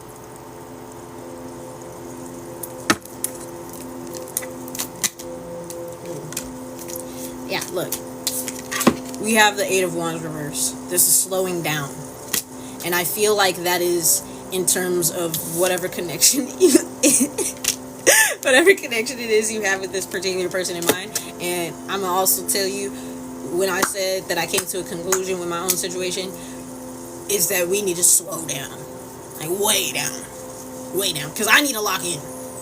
Like, you were here, I need to be making clips and shit. Okay, y'all, like I got things that I need to do for me, and you got things that you need to do for you. And the beautiful thing is that if this person's for you, they're really for you, they'll still be there. They will still be there. You could be frustrated in the delays of this connection. And bitch, actually, so right after I had did that reading for myself, and he just texted me right now. He could tell when I'm talking about him. Crazy. I just watched this video.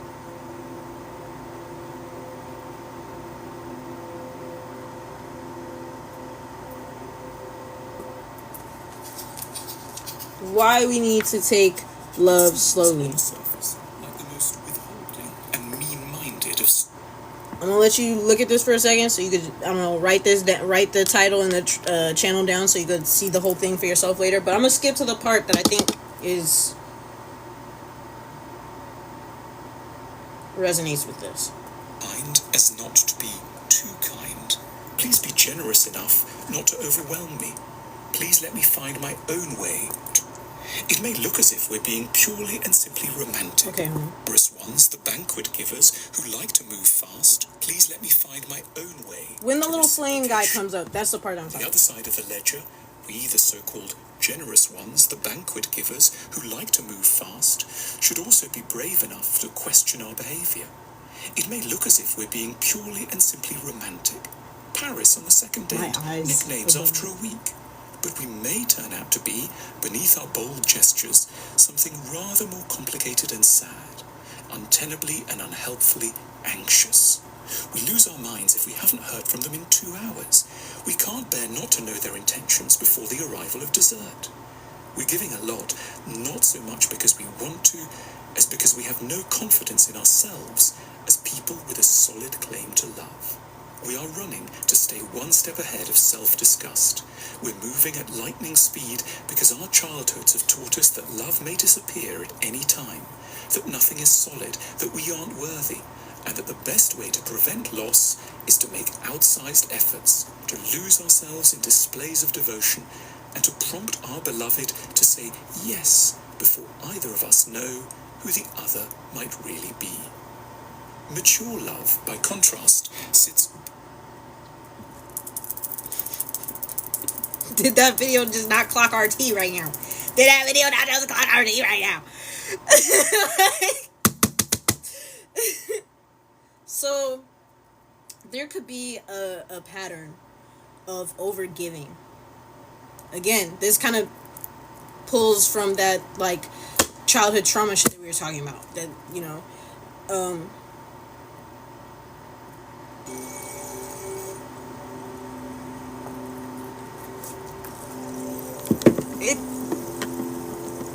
girl, how do you think I felt earlier watching this? Bro, I'm saying, Brian, I'm saying. So, there's this pattern of behavior that stems from childhood, a pattern of overgiving in order to prove. Oh, see, this is your masculine proving itself. Oh my. Bro, doing too much, rushing to prove that you care for this person and that you have interest, in fear that they might disappear. But there's a need to trust that this person will be here. If they're for you, they will be here.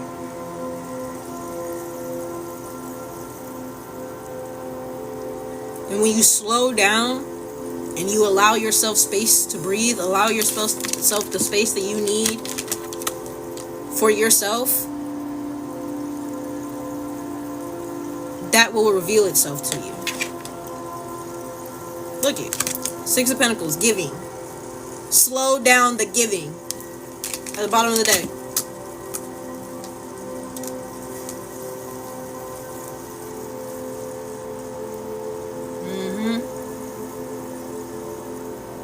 Yeah, I'm gonna pull a couple oracles and then I'll roll the astro dice for you.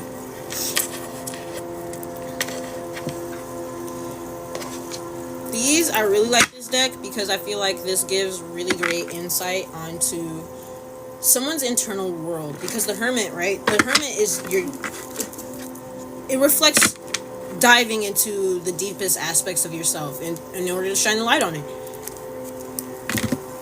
It also reflects solitude.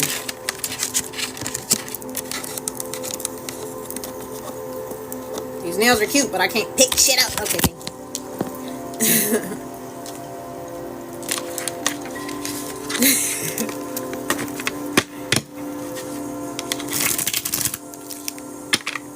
Oh, hold on. Shit. I don't want these to be reversed. I accidentally reversed some of them. God damn it. Oop.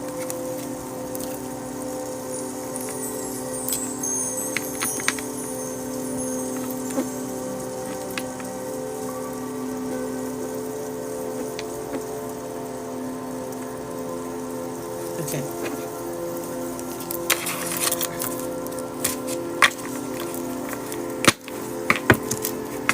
So I feel like this could give more insight into how you are feeling. Maybe the parts of yourself that you are avoiding, or that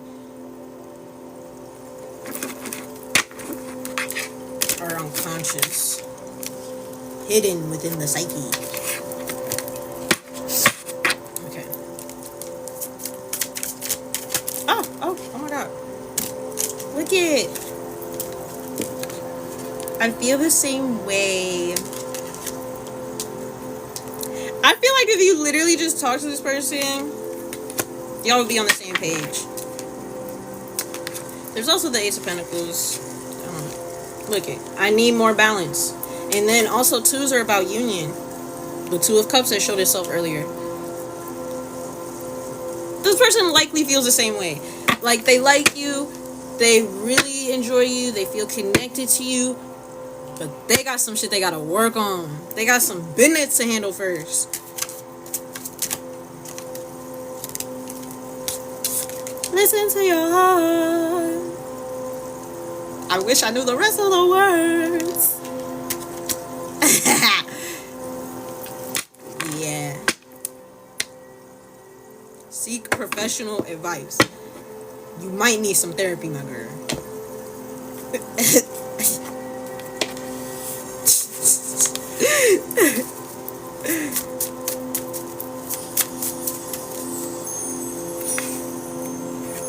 I am sorry I couldn't be the person you needed me to be.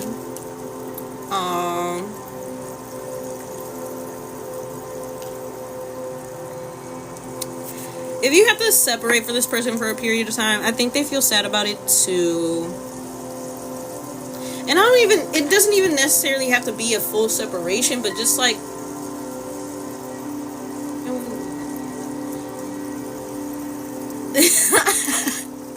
redirecting your individual focuses inwards to yourselves. And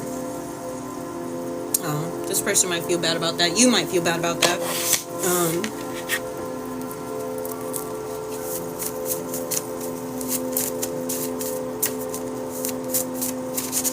No, I think it was good. I'll do the Astro Dice.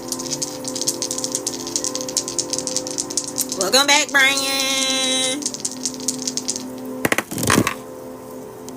Okay, so we have Capricorn. Brian's a Capricorn, if I'm not mistaken. If I remember properly. Jupiter. And the 5th house.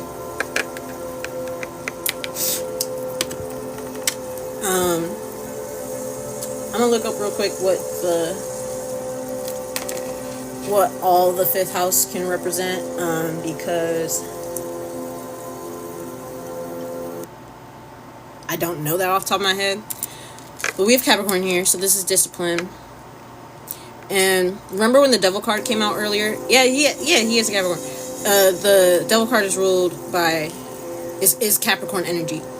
So that could also speak to the toxic behaviors or thought patterns that you hold on to, expanding past those with Jupiter here. This is higher learning and education, also philosophy. So you could be learning different philosophies, or even, because that was when I was shuffling the tarot for you earlier, at the bottom of the deck there was the Hierophant, which is like a religious leader, Taurus energy, it's discipline and things of that nature. I didn't say anything about it then because I wasn't sure of what I was getting from it. But you may be leaning on your faith or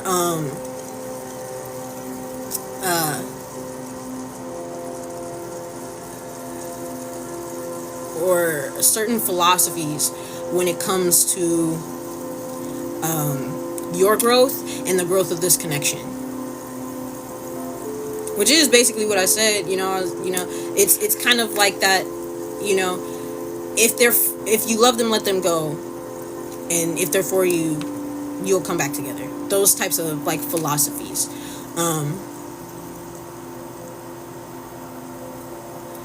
And also just your own faith, right? Your belief in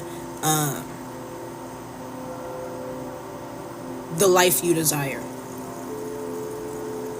Resting in that faith and in that belief, and also using that to push you through this Capricorn energy. This is also like Capricorn energy just kind of gives me like moving in great strides. Like Capricorn really climbs up the corporate ladder, right? They're high achievers generally, right? So this is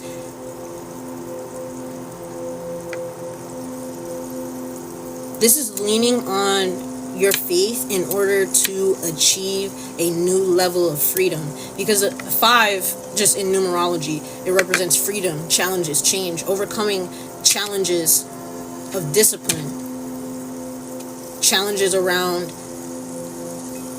security, and identifying with your material achievements, overly identifying with your material achievements. You could have an issue with like not seeing yourself as valuable if you don't have physical things to offer.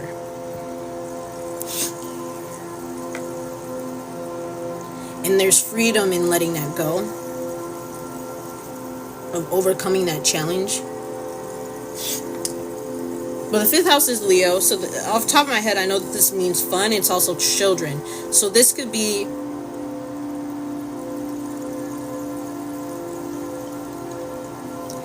expanding the playground. That's like what I'm hearing. Expanding Jupiter's expansion. Expanding the playground or the environment at which your inner child is free to roam.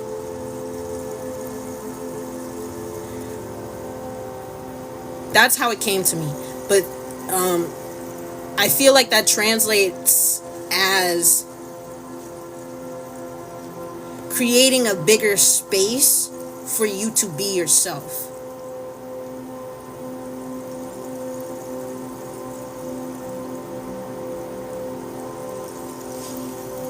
Maybe there are a lot of spaces in your life where you don't feel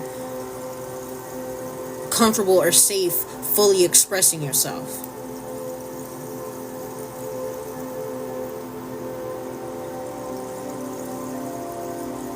This is also, with Jupiter here, this is trusting your own inner wisdom.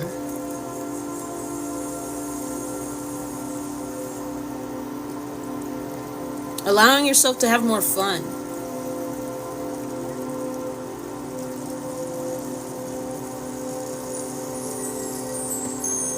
Okay, let me look this up.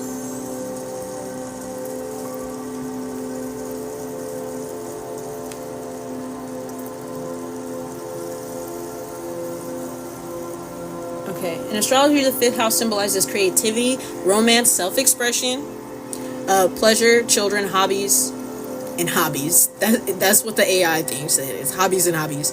Yes, I feel as though I have to shrink myself sometimes, and I don't want to do that anymore. Period, girly. I feel you on that. It reveals how an individual enjoys life, pursues joy, and expresses their unique talents. The house also connects to past life karma, offering insights to innate virtues, and is associated with pride, speculative endeavors like gambling, and the early stages of love affairs. It's cute. I'm gonna tell you something that I told one of my friends in a reading, and she was also inquiring about someone that she's interested in. She's gonna watch us playback too. But she was also inquiring about, someone she wants to be with, and I told her that the closer you get to yourself, you simultaneously get closer to this person, to them.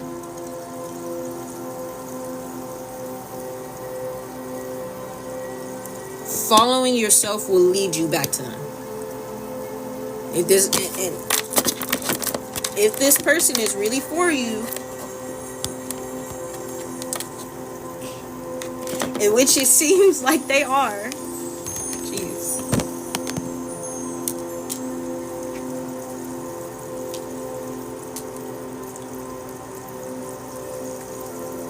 realizing your fullest self is only going to magnetize you even further together. So yeah, to answer your question, are you ready for a relationship? Bitch, no. Nah. But you need to release any kind of worry attached to that. There need not be any guilt with that, any fears, any worries. Because I very much understand that you feel strongly for this person. You see a lot of potential in them. But at this time, you are meant to realize your own potential first. So that when you come together, y'all be like a power couple. Y'all could just enjoy each other and not have to worry about the things you're lacking or running away from or hiding. And this person feels the same way. More than likely. I mean, I don't know that man. You do. So, that was your reading, Jessie. Thank you for booking with me. Hey, Shanice.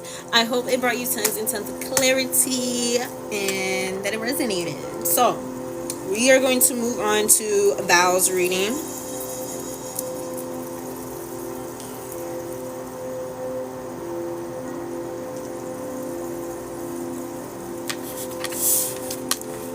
Oh, yay! I'm glad. See, I'm doing my job. Doing my job. I'm gonna leave a like on the Cash App just so I know that I completed it and I did it.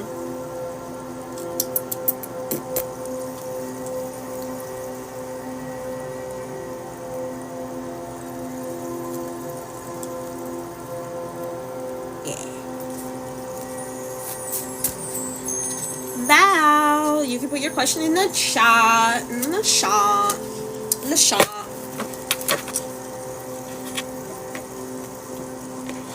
Yours, if I'm not mistaken, was also a love question, right?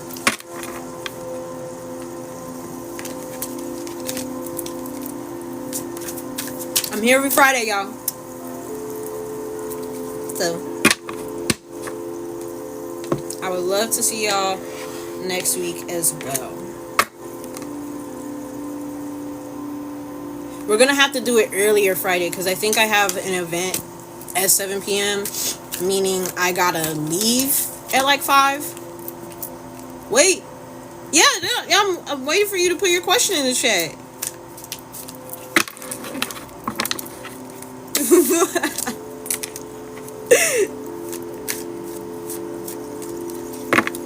Yeah, anything you want. Anything you want, girl.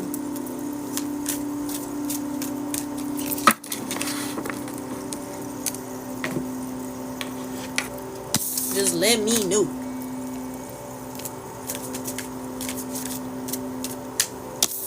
Let me know so I can get the right decks in order.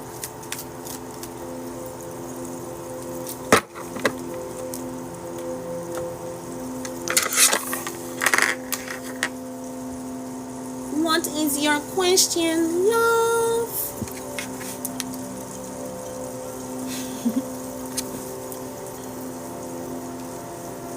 Give me a small yes or no if he misses me. Then like career. Okay, yeah. I could do that. I actually have a yes or no deck that I made. So you need to see. Does he miss Val? Spirit guides, archangels, ancestors. Does he miss Val?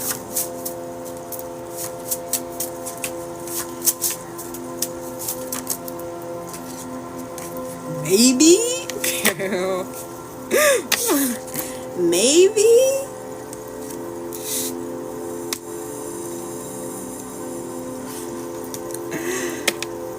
To me, that kind of indicates, and look, at the bottom of the deck it says yes for now. I feel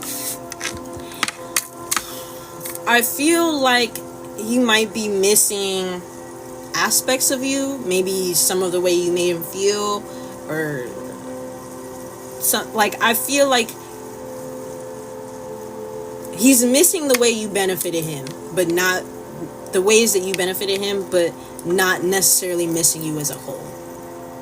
That's what I feel, what that means by maybe. My cousin is friends with him. Were they friends before you got together?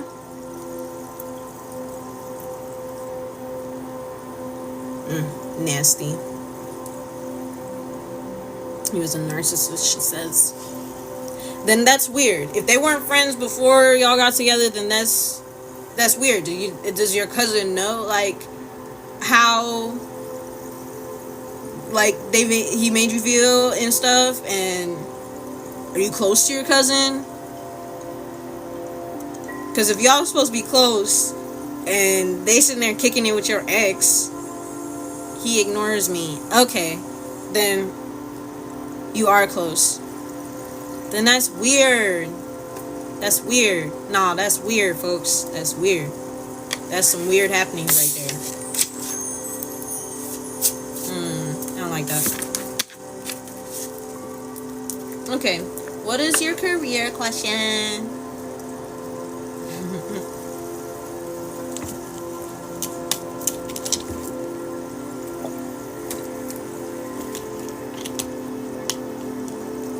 And I'm not gonna say his name because this is gonna be re-uploaded on my YouTube channel, and I wanna, like, put y'all on blast, like, permanently, because, you know, once it's on the internet, it's forever. Liking attraction is fall. Okay, let us see. I should have been switching out the oracles already.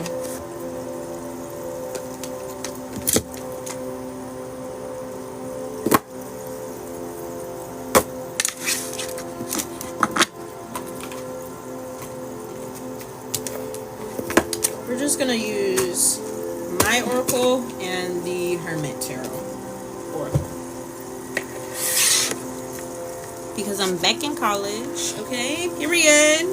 Education. She's an educated woman. Dear God, spirit guides, archangels, and ancestors. I am unwilling to make different choices. Off rip, that kind of indicates to me that you will gain as much traction as you are willing to put in effort. Right? So going off of, like, the collective read we just did, you know, there are some changes that need to be made. And if you can continue, like, moving in that way, and you continue holding on to those things that are holding you back, you're not going to see the progress that you want. Believe me, girl, I feel you. It's okay, you're not alone. But the more you open up, the more you apply yourself, the more you're going to see results. Because manifestation is not just wishing for things and woo woo woo. It shows up. No, you have to take inspired action based off of your manifestations. It is hard. I've been doing it my whole life. It's hard. I've been working on it my whole life. It's hard. Damn, pardon moi. That was a pretty good one.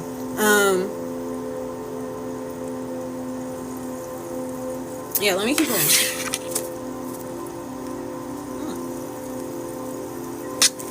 There's a need to fall in love with yourself. Confirmation verb, exactly. There's a need to fall in love with yourself, I feel like. Thank you for the likes on the live. You got, yeah, see, that was trying to come out. Hey, yo. Walk away. Brian, have you ever had anyone do a tarot reading for you before? Yeah, there's a need to walk away from certain things.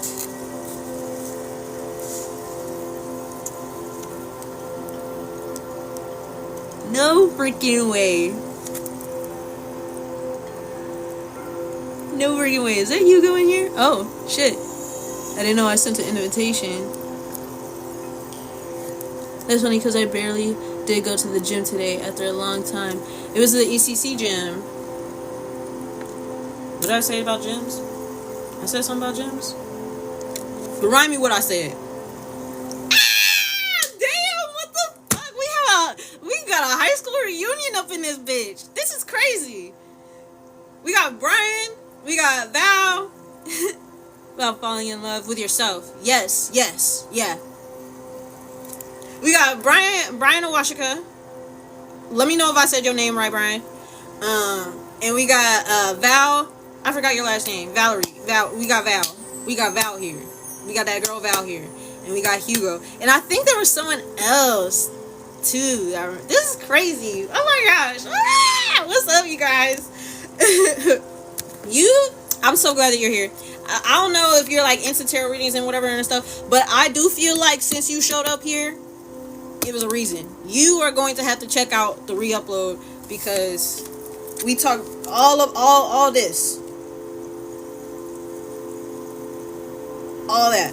Right now I'm doing personal readings and I'm doing Val's readings, so you might resonate with some of this too because this is the time you showed up. But my YouTube channel is a Lightworker Brianna. Can I type that on here? Let me see. How I use my own chat.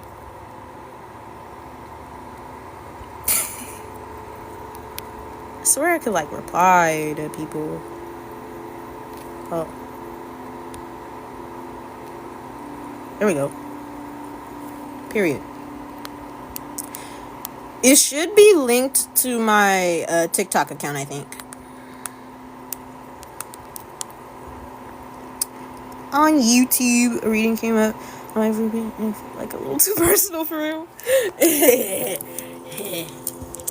Well, welcome.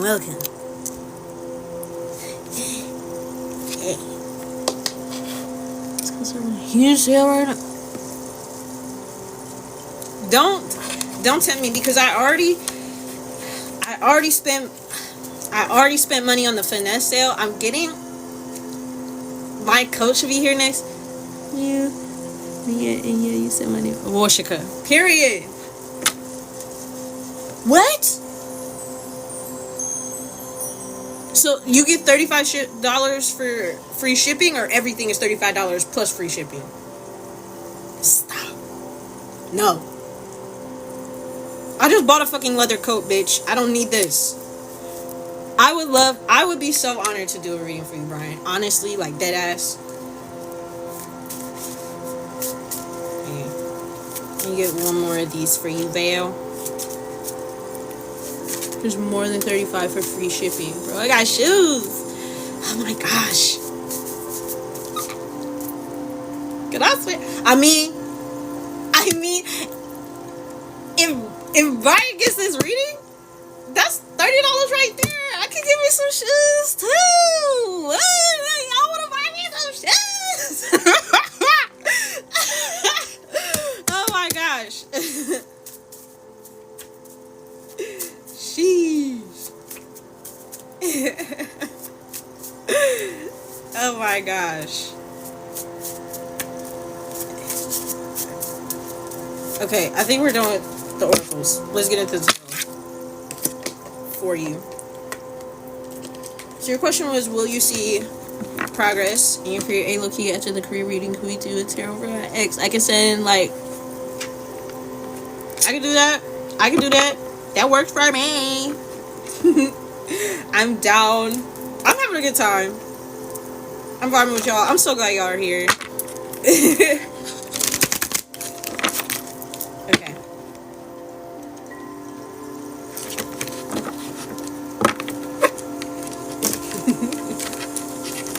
Y'all gonna buy me some shoes? Oh my gosh. Okay.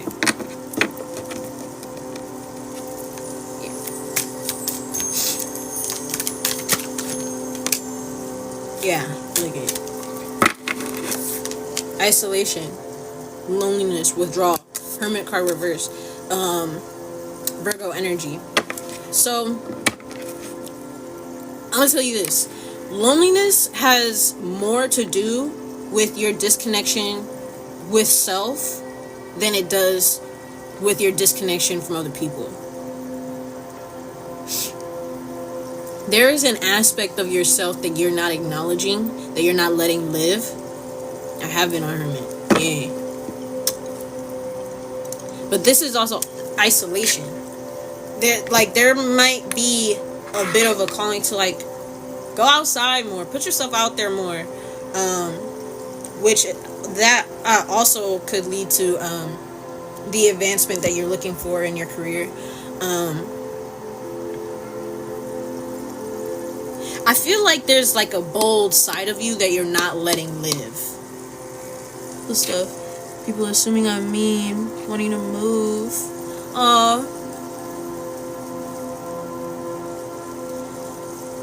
But that also just kind of... I've never interpreted you as mean, by the way. That's kind of crazy. Hi, Shanice. These are paid readings. Bold. Yes, bold. Like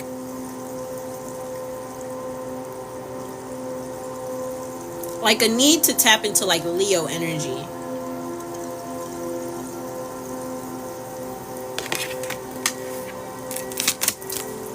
We have the King of Pentacles at the bottom of the deck. Yeah, you got an inner businessman. You got a businessman in you, and you need to let that man live. You need to let him take action. See, this goes into the masculine energy, feeling the need to prove himself, doing all this extra shit because he doesn't feel valued. Like you are not acknowledging the full capabilities of what you can actually achieve, of what is practical for you with discipline and consistency. Capricorn energy also a Taurus energy from this too, because the kings are all fixed energies, which represents consistency.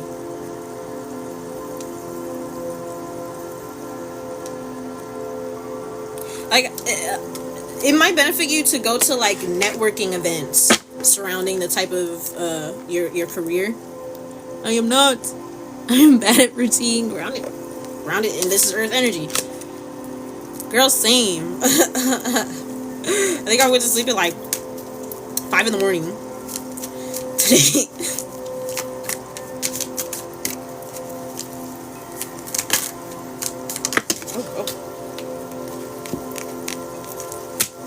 Oh snap! Look at all this yellow. Look, yeah, and look that, bro. First of all, look at all this yellow. Yellow is the solar plexus chakra. That's confidence. And then right in the middle is strength. This is a Leo card. That's confidence. That's assertiveness. Boldness. And then we have the magician here. Virgo energy, Gemini energy, Mercury energy. This is communicating yourself. Being more sure of how you communicate yourself with the strength card here. But this is also manifestations. This is the power to manifest. Taking action on creating something. Using your personal power. But you need to, in order to access that personal power, in order to feel that, it takes strength, courage, boldness. And then we also have the Four of Wands. It's Aries energy.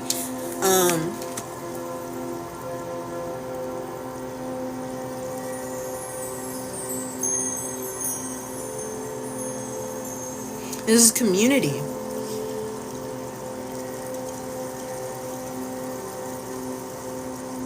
I feel like the louder and prouder about who you are, the more you will be recognized for that. And girl, you be dressing down. You are like such, like, just a unique person, I feel.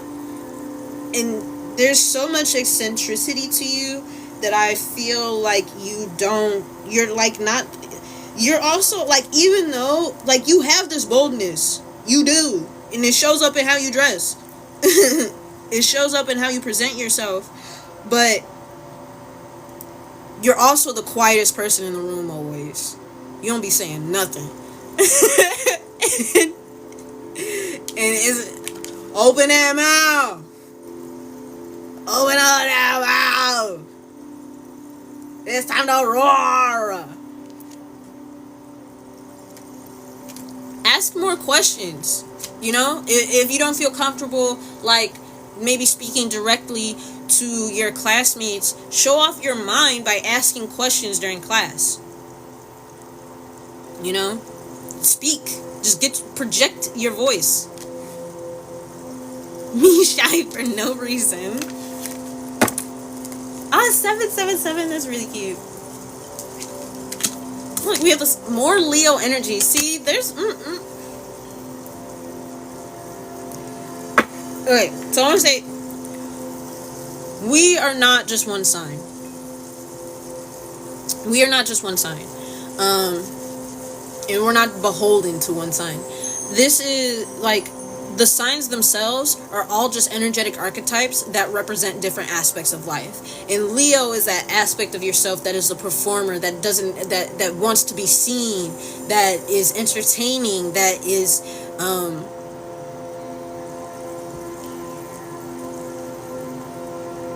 bold, that is courageous and powerful.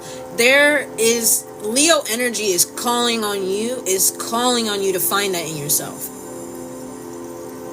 and embrace that. Where does Leo energy feel most natural to you, and pour into that.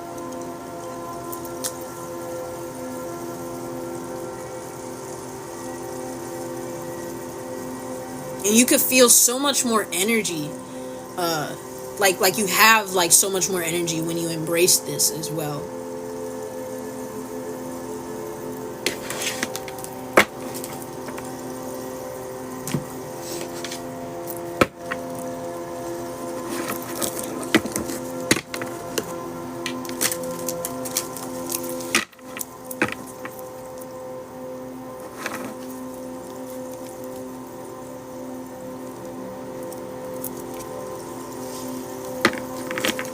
Yes.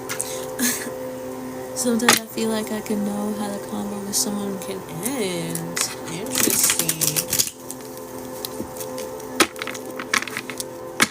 That could be intuition, but at times, especially if you feel like it's negative, you always have like a negative assumption, that could be you projecting your fears as well.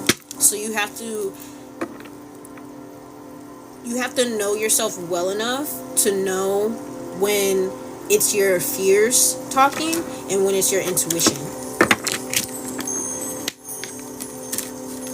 I'm gonna pull one of these, or a couple of these, and then I'm gonna roll the astro dice, and we'll move on to your next question.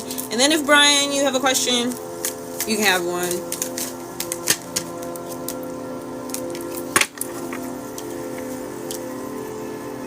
Seven. Do you even see me that way?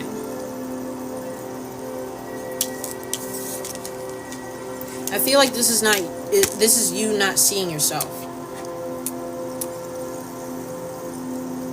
You don't see yourself as someone who is worthy of being seen, of being center stage, right? You see how they fly out? Be more selfish. Take up space.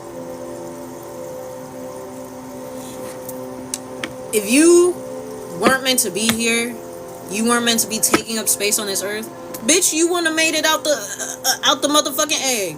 It would have been a different sperm, or like, there's already so much, like, the odds of you being you, of you being the sperm that made it, are already so slim. So for you to be here, it's for a purpose. It's for a reason. You are valuable. You deserve to be here. You deserve to be heard, to be seen, to take up space.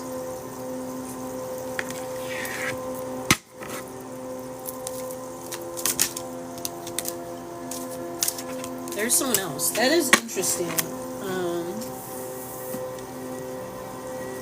Look, and then it also be more selfish. Still came out. Love me, say that you love me. I feel like you pour more of your focus and your concern into other people. You keep putting other people in front of yourself, when you also deserve some time in the spotlight. Be more selfish. It'll bring you. Look at, like, because it was literally laying on top of this like this. Prioritizing yourself will bring you more joy, peace, and happiness. And the thing about that is when you have an abundance of joy and happiness for yourself, you're very content with yourself, your life, you love you, and you have no problem being you. That radiates off of you and it attracts people to you. So if you feel like being selfish or prioritizing yourself is going to run people off from you, it'll only run off people who are trying to use you in the first place.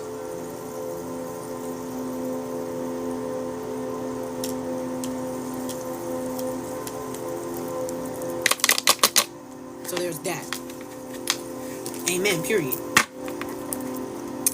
You're like kind of chasing love and validation from those outside of yourself, but you have so much love to give. You probably have a pattern of overgiving, and that is because you hope that if you give enough to someone, it'll prove that you're worthy of also investing in. Heyyyy, I do, period. But the thing is, you already have that love in yourself. You don't need to be looking for it in anyone else. You have all the love you need. Give it to you.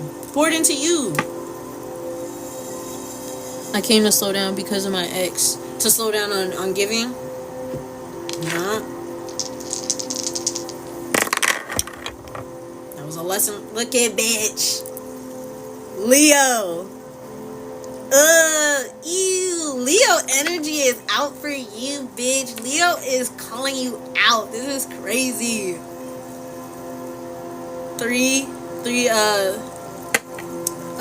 The third house. So this is also communication, short distance travel, learning. 3. Oh shit, yeah. The 3rd was your birthday? Oh, happy belated birthday! What the heck? You're a Virgo. I love Virgos. And then we also have Neptune, Pisces energy, Gemini energy with the 3rd house. You have a whimsical way about you that needs to be broadcasted more. And it has something to do, a lot to do with the way you speak and the way you communicate yourself. I don't know if you're like interested in like poetry or something like that, but that might be a way for you to like,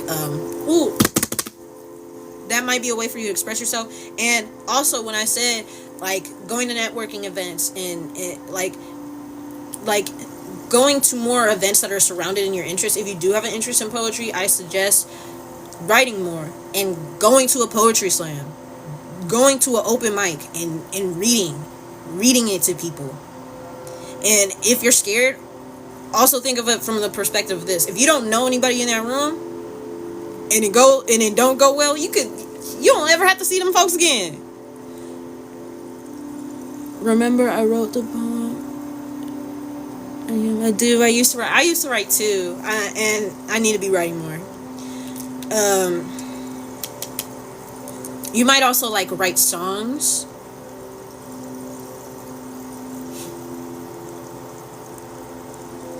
I don't know if you have like this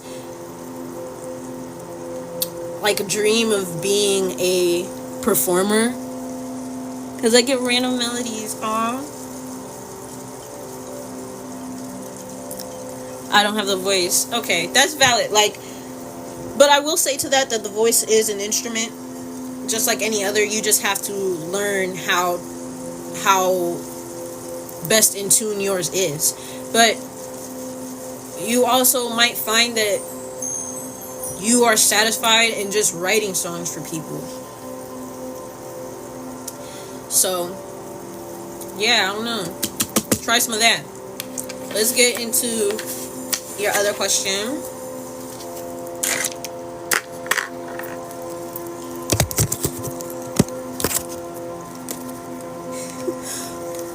Woo! Woo woo! Woo woo!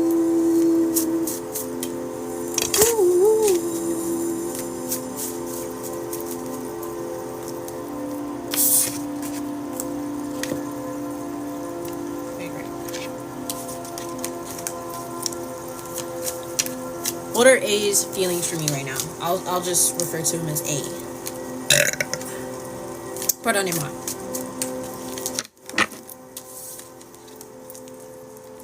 She should be asking. I know. Tara will be like that. Tara will be like that. Tara will be like that.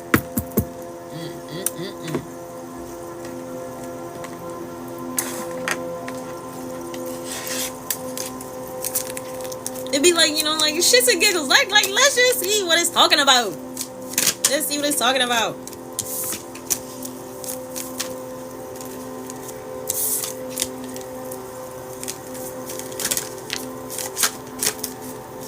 Oh yes, but next week we're gonna have to do this like early because I'll probably have to leave by 5 because I have an event at 7. A reading for you. Oh, thank you.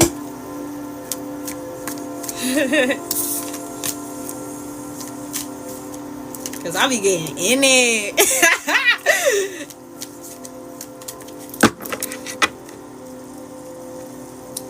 Okay.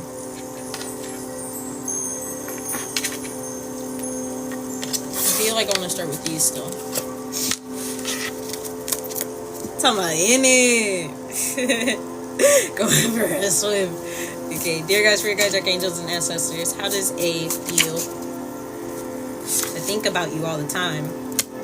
And it also says 4D, 5D connection, telepathy, astral projection, sending energy, obsession, well wishes, concern, planning or plotting, download, synchronicities, daydreaming, visions, vision/visualization. Felt, and it's felt because you feel that in the 4D, 5D.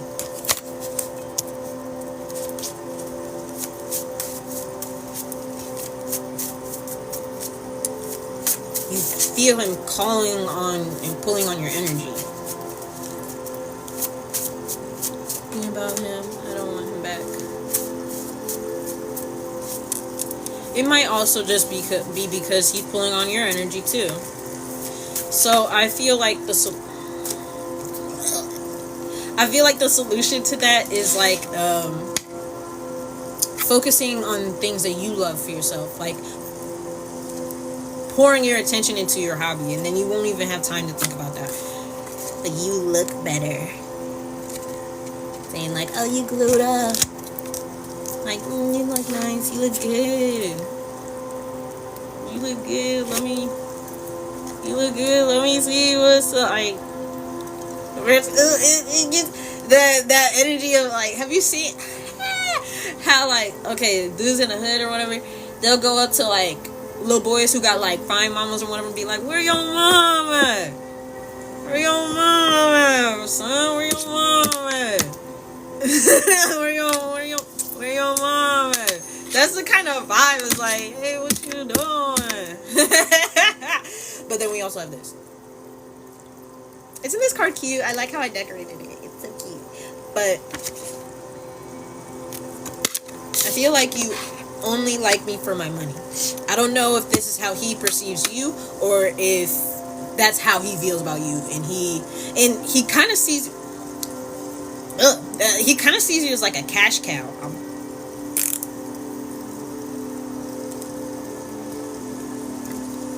Told my cousin I would take him if he did it. And that's kind of, it's a cute card drawing, isn't it? I feel like this might be mirrored though, because you said you would take her back if you got that money.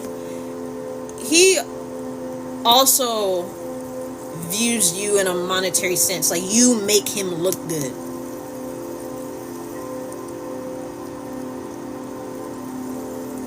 $1,000 down payment for exactly. Yeah.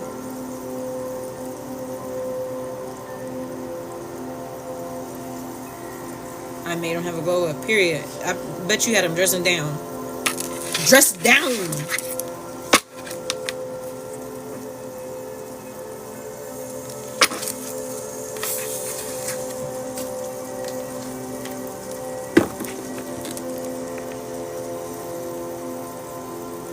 And undress? Who undressed him?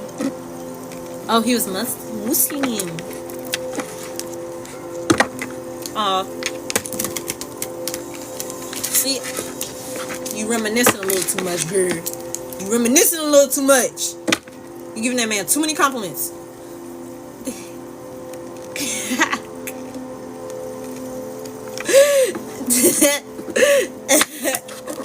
Stop that. Stop that. Well, the dude is reading because you pay for it, but log in.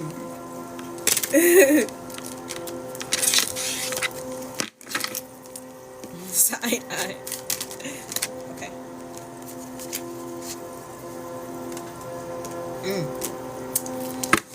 We have the Ace of Cups reverse. This is a loss of emotion. Also, repressed emotions. Bottom of the deck, we have the Hangman, Pisces energy.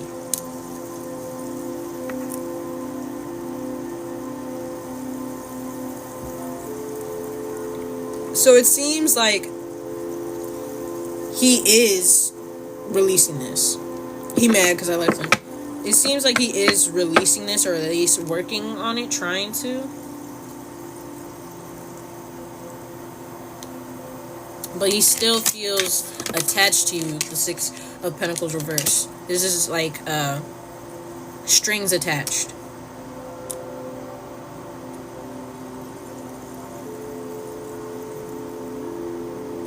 It seems like your relationship to him was very transactional. Like, I'll be with you if you present yourself like this, or you make me feel like this, or you do this, or you give me this. And he might be reflecting on him viewing that way. I'm gonna clarify the Ace of Cups.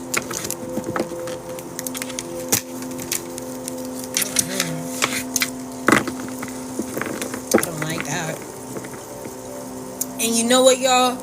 I've been doing these lives for a minute. I have never had so many people from high school. Hey, T, baby. Do I know you? Hi. Oh, you must have been here before, I think. I couldn't wear a dress because he was wearing jeans. What the fuck? What the fuck is that?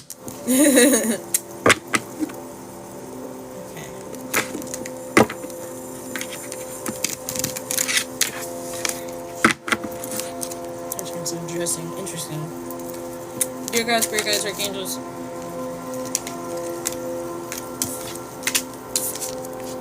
Hierophant reverse. This is rigid beliefs. Hypocrisy.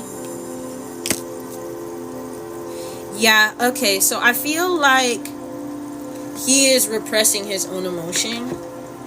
And he, like, deep down, he recognizes that he had a very transactional perspective on your relationship, and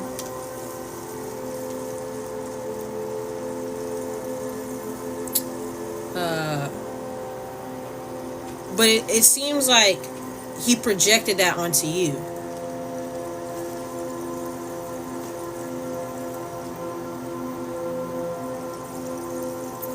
Like, he's very superficial, very, this seems like the type of person who, like, is all about appearances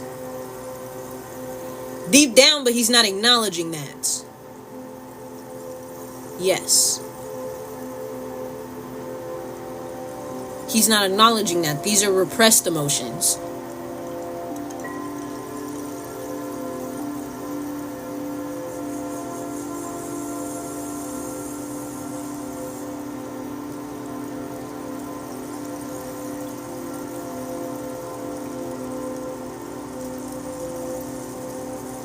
And I think he could be like also linking this to like his faith, because the Hierophant is a religious leader. And this does, he smoked and drank and dating me was a sin. See, yeah, look it. Well, he knew he would never marry me.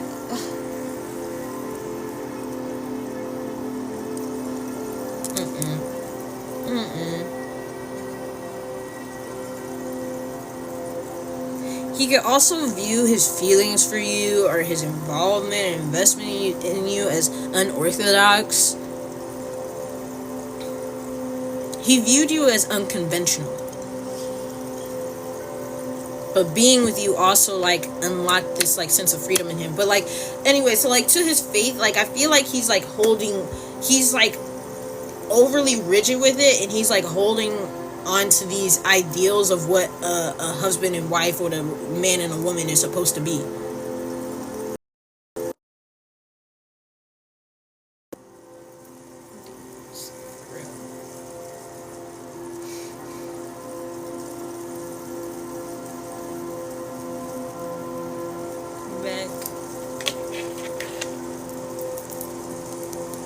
Yes, like he feels like there's a specific, like a husband and wife is supposed to be a specific thing, and you didn't fit that.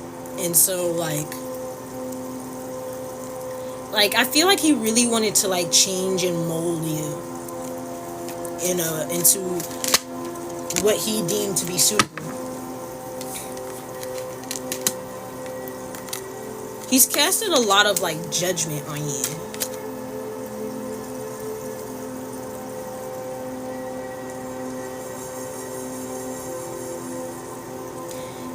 He feels like you lack self-awareness when it's him who lacks self-awareness, because he is repressing his emotions. He don't even know how the fuck he feel.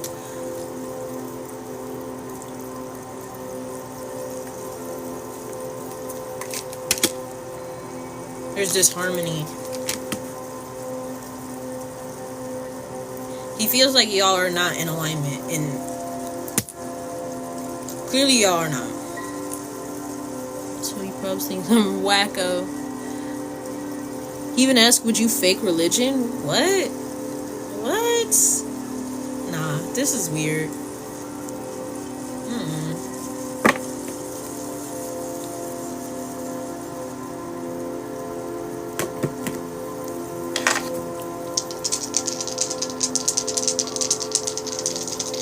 I need to convert so his family would accept me. Aww.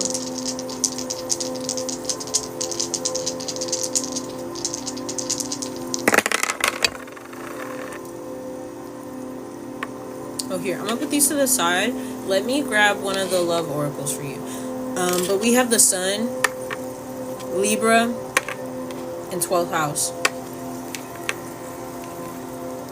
Yeah.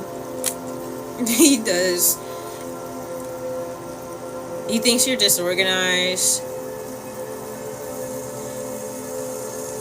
And it's like he's casting all this judgment on you just because you don't want to live the exact same life that he wants to live. It's not even that you're actually like a mess or whatever. It's that he's projecting his ideals onto you, his beliefs. He's projecting that onto you. And because you're not conforming, he's looking down at, like, it's really gross, actually. It's so entitled. And also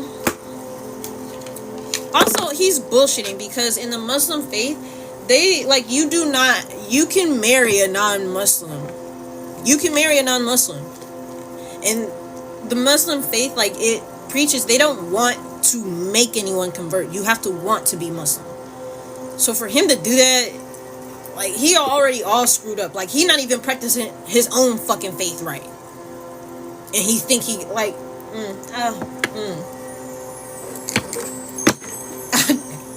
I'm not a fan of this. Like, at all. I'm not a fan. Oh. You was his first. You took his flower. Oh my gosh.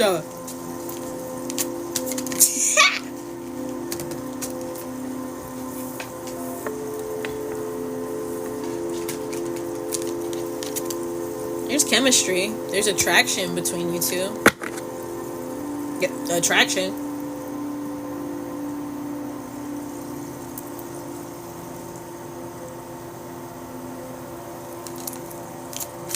But within 3 weeks, so I knew this was bad. True stuff takes time. Yeah, true stuff does take time.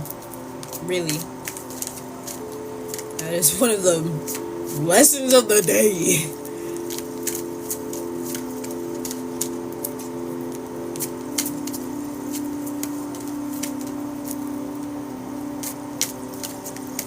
Yeah, there's a lot of chemistry's attraction, but chemistry is not enough to sustain a long-term relationship. There needs to be practicality. There needs to be honesty. There needs to be vulnerability. There needs to be trust. There needs to be acceptance and allowing the other person to be who they are. Yeah. Is there nothing else you got for me? Okay. Retreat. It's time to disconnect from the world.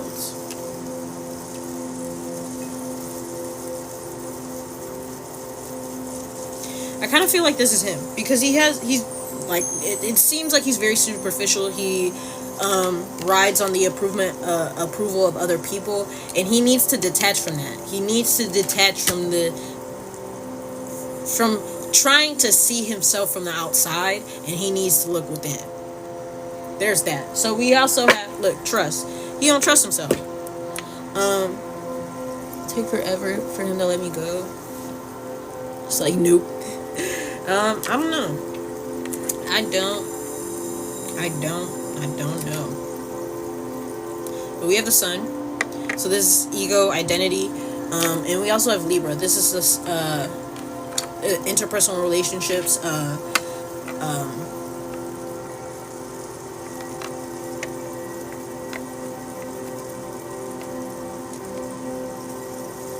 There's also the 12th house. So this is unconscious.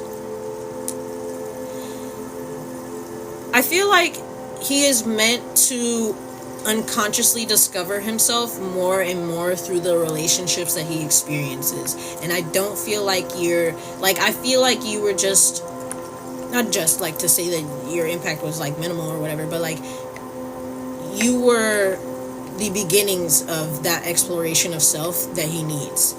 I am not feeling like this is like your person and someone you're like gonna spend your life with, but I do feel like your time together was important for the both of you to learn about yourselves, to learn about your unconscious triggers and behaviors. Yeah, you might have dreams about each other as well.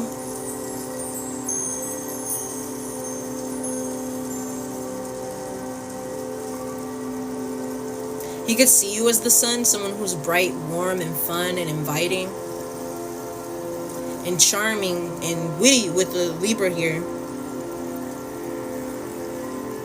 But he feels the need to keep that to himself.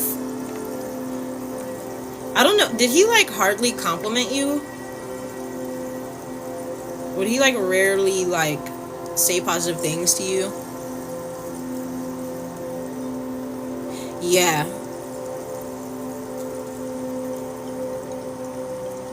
That's some that's some weird shit he gotta work out. But yeah, that seems to be where his feelings are at for you.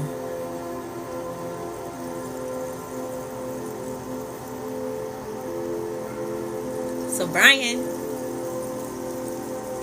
you still here? What a lovey. How you feeling?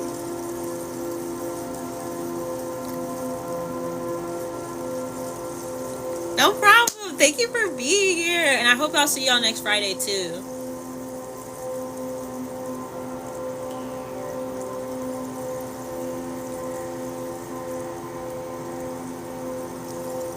feeling good. Would you like a reading, Brian, before I get the fuck out of here? Thank you, Val.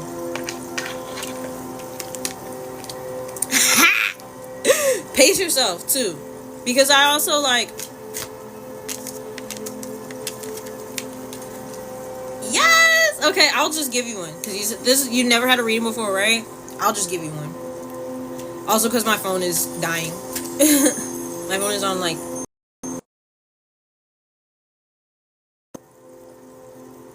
16%. Yes, pace yourself, because I feel like as a tarot, like it's easy to get very codependent on receiving confirmation from tarot. And I never want to like exploit that or take advantage of that from people. Basically taking advantage of people's desperation in their moments of confusion. I don't really want to do that. I really would rather encourage for you to learn more about yourself and practice your own intuition so that you can you won't need guidance as much, you know. That's part of the reason why I price my readings as I do. I do keep them a little higher because like I don't want people to just be back to back getting readings, you know. Let it breathe. Sit with yourself. Yeah. Maybe next week. If you still have questions next week. For now, if you have any other questions, I say you spend this time, sit with those feelings, think about them, and the answers might come to you yourself. You know? You don't need me or any other reader to give you that confirmation, because a tarot reader is not telling you anything you don't already know. A tarot reader is just confirming to you what your intuition knows to be true.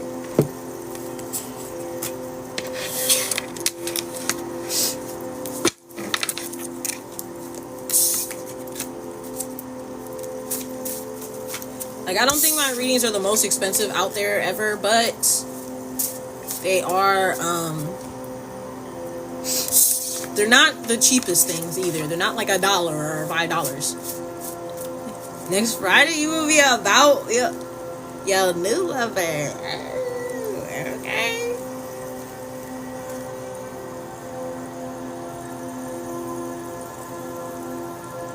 How I worded what? I already forgot what I said. I'm not gonna lie. What? Do you have a question in mind, Brian?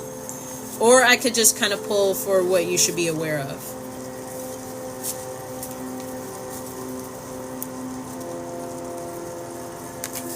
If you don't know what would be best for you to ask, most beneficial. Yes, sit with it. Sit with it. On to the info just given. Yeah. And also, like, the questions you're asking yourself. Sit with those questions. Sit with how it makes you feel. And then assess and identify that feeling. And you can go from there.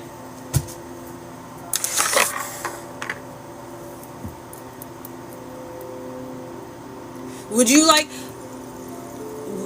Why do these readings make me feel...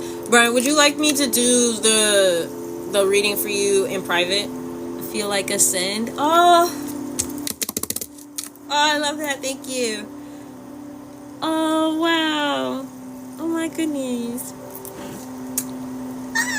Because my phone is dying. And, talking to Brian again. Because my phone is dying. And I understand it's your first reading. Maybe you don't want it to be on live.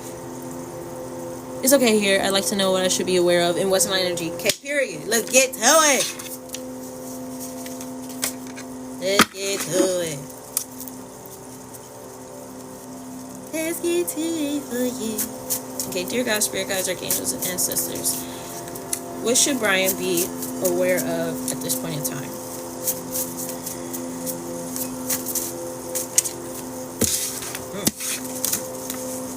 Be being inauthentic is exhausting. Worry about yourself first. This came out for the collective reading we did, and I know you were here for part of it, but I don't think you were here for all of it. So when I upload it, I suggest you watching that, because there's probably a lot of good information you could get from that. But it says worry about yourself first. And being inauthentic is exhausting. I'm gonna go to have a great weekend. You have a great weekend as well. Thank you for being here, and I hope I'll see you in another live, okay? So we have being inauthentic is exhausting. Hey, royalty. And worry about yourself first. I feel like the way that you are showing up in the world at this time is in a way that prioritizes other people. Like you are showing up and you're moving in a way that you think is respectable. You think that other people expect of you.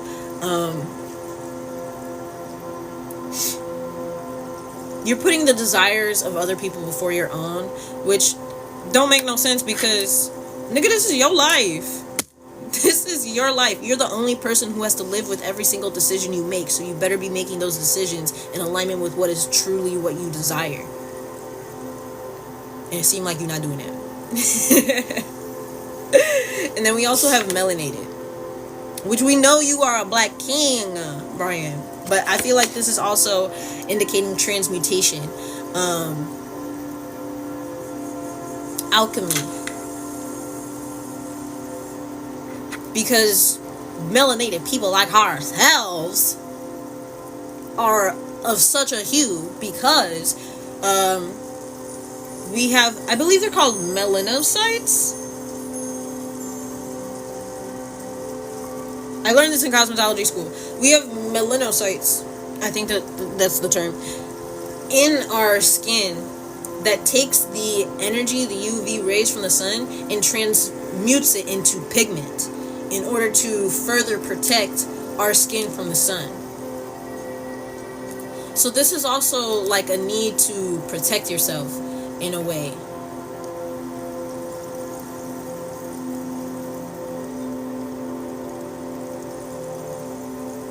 Making changes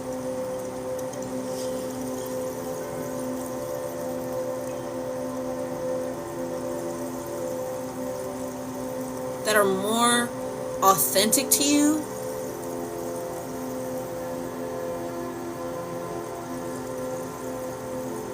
and allow for you to be your most healed self.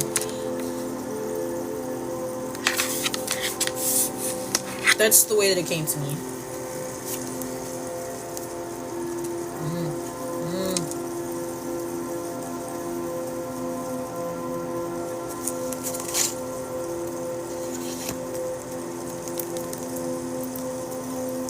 Hold on to this one. We're gonna get into the tarot and see what it's talking about first. Let me see my phone percent. 13. So I gotta make this kind of quick. It's a long one today, y'all.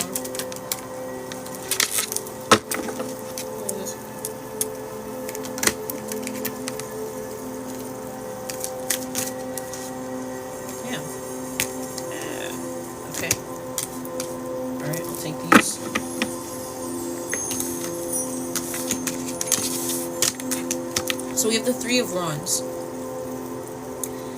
This is preparation, progress. This is like, the Three of Wands is a position that you are in after making an investment and you're waiting for the return. The Three of Wands is the waiting for the return on your investment. There's also foresight and expansion. And we have the Five of Pentacles here. This is lack. It's being in a state of lack. Also insecurity. And then we have the Ace of Swords, which is the truth. Mental clarity, breakthroughs, new ideas, and success.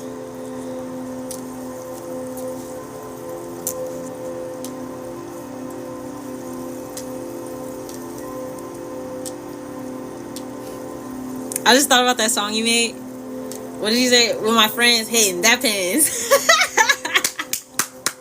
Ah, that shit was fire. That shit was fire. That shit was fire as fuck, Brian. I still have that saved on SoundCloud, I think. Hitting that pins. I think about that from time to time. Never doubt your influence and your impact, Ryan.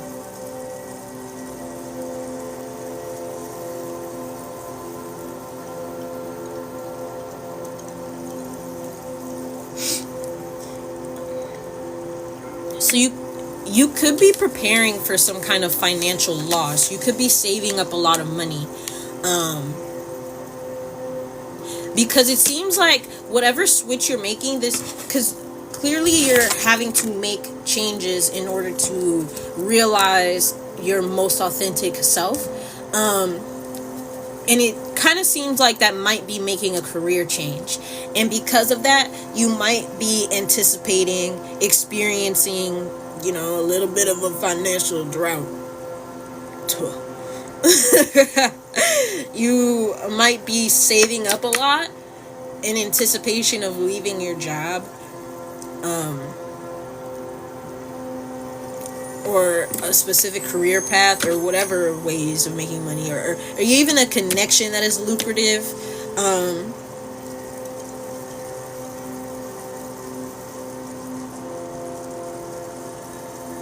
Because I don't know, it seems like whatever you do for work could be stressing you out and further disconnecting you from yourself.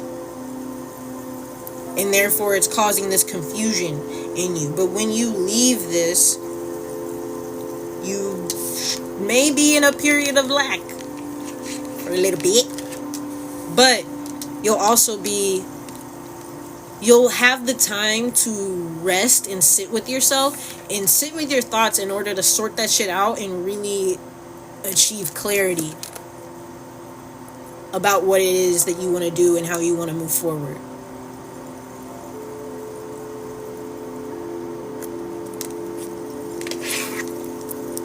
Yeah, look, we have the Fool.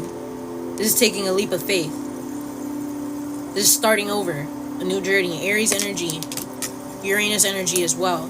Uranus represents like rebellion. So this is doing something that other people don't expect of you.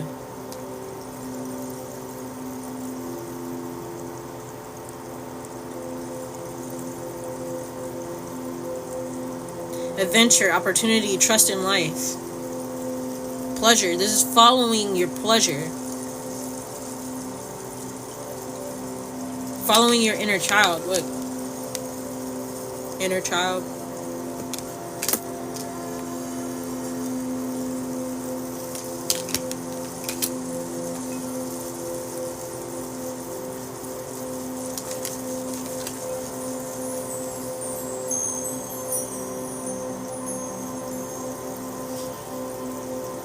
But there's a need to be practical in how you go about this. There's a need to have a plan in how you exit this situation, which I think pulls in that idea of saving. There's a need to save a lot. If you don't have,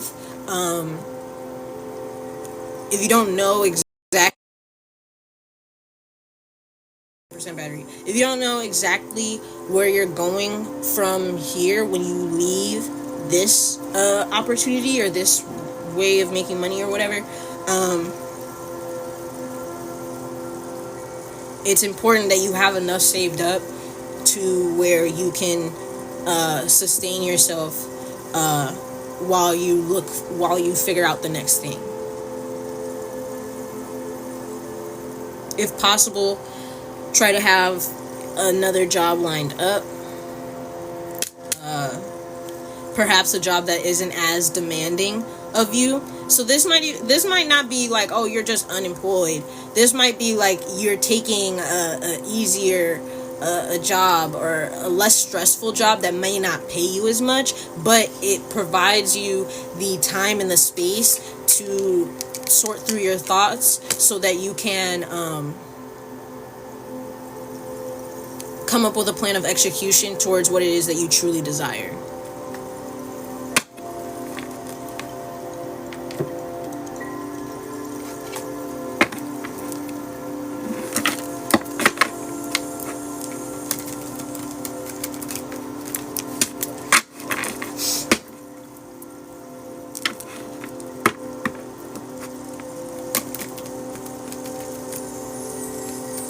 Like, for instance, my brother, I'm gonna rate this to me. I'm about to quit my job. It's not.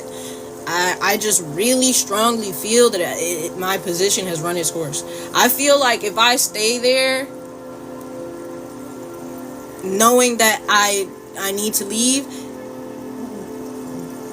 I'm gonna probably get fired because I'm not meant to be there any longer, or something. Because who I work for, I work for a company that leases a particular place, and my management I don't have a problem with, but the management of that building, I don't like them. I don't like them, and I feel like some of them don't like me either. So, it's time for me to take my leave. But I already, like, I have my beauty work that I do. I have my readings that I do. I have ways of making money. And lately it's gotten to a point, especially like my beauty work, like I have a few bookings lined up for this month already, but like it's gotten to a place where I'm being consistently booked, but it's still like, you know, kind of, you know, it's entrepreneurship. Like, I may not get money exactly when I need it, but I trust that I will always, like, I've always felt this. Whenever I really, really need some money, it find me. When I really need it, it shows up. Okay? And I trust and I believe that. And I do have another job lined up in a sense, but I have to take like a 3-month course. So that's going to take 3 months time for me to even, I don't think I said excuse me when I burped earlier, but for me to even get that position, right? Facts, same. Yeah. Like, it's time to leave this job. That's what I'm getting from this.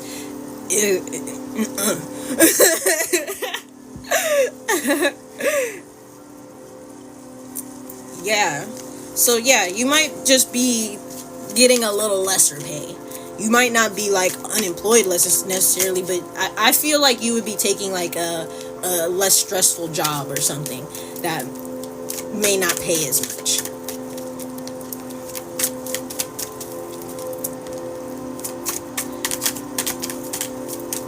But it'll give you the space that you need in order to come up with a plan. Oh, I don't know if I shuffled these.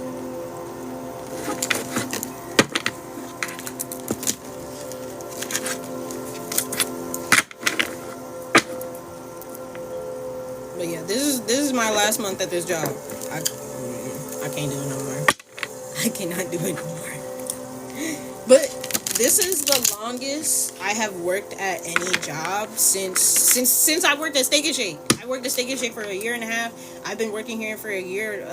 It's a year this month. Like at the end of the month, it'll be a year, and I'm gone. So like I love working there. Like I love the people that I service. I love a lot of the staff of the building, but the management of that building, no. My management for my company that I actually work for, that I'm employed by, they cool.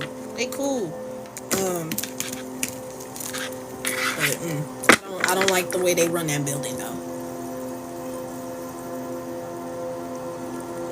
It don't sit right with me. And also, my job is not the most creatively challenging. Like right now, I work at a salon in a senior care facility doing nails. Some people think I don't do nails no more, maybe because I don't post them. I've been consistently doing nails. It's just regular manicures, you know? Like, it's not anything that I'm like, oh, wow, look at this. Look at what I did, you know? It's not creatively challenging, and I need more of that in my life. But I love the old people I work with. I love old people.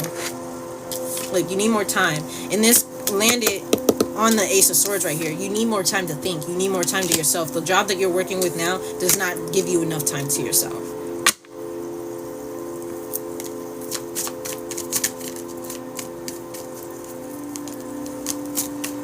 I believe 4s are about security and balance as well. I don't know what this is about, brother. I don't know if this is you or if there's somebody around you.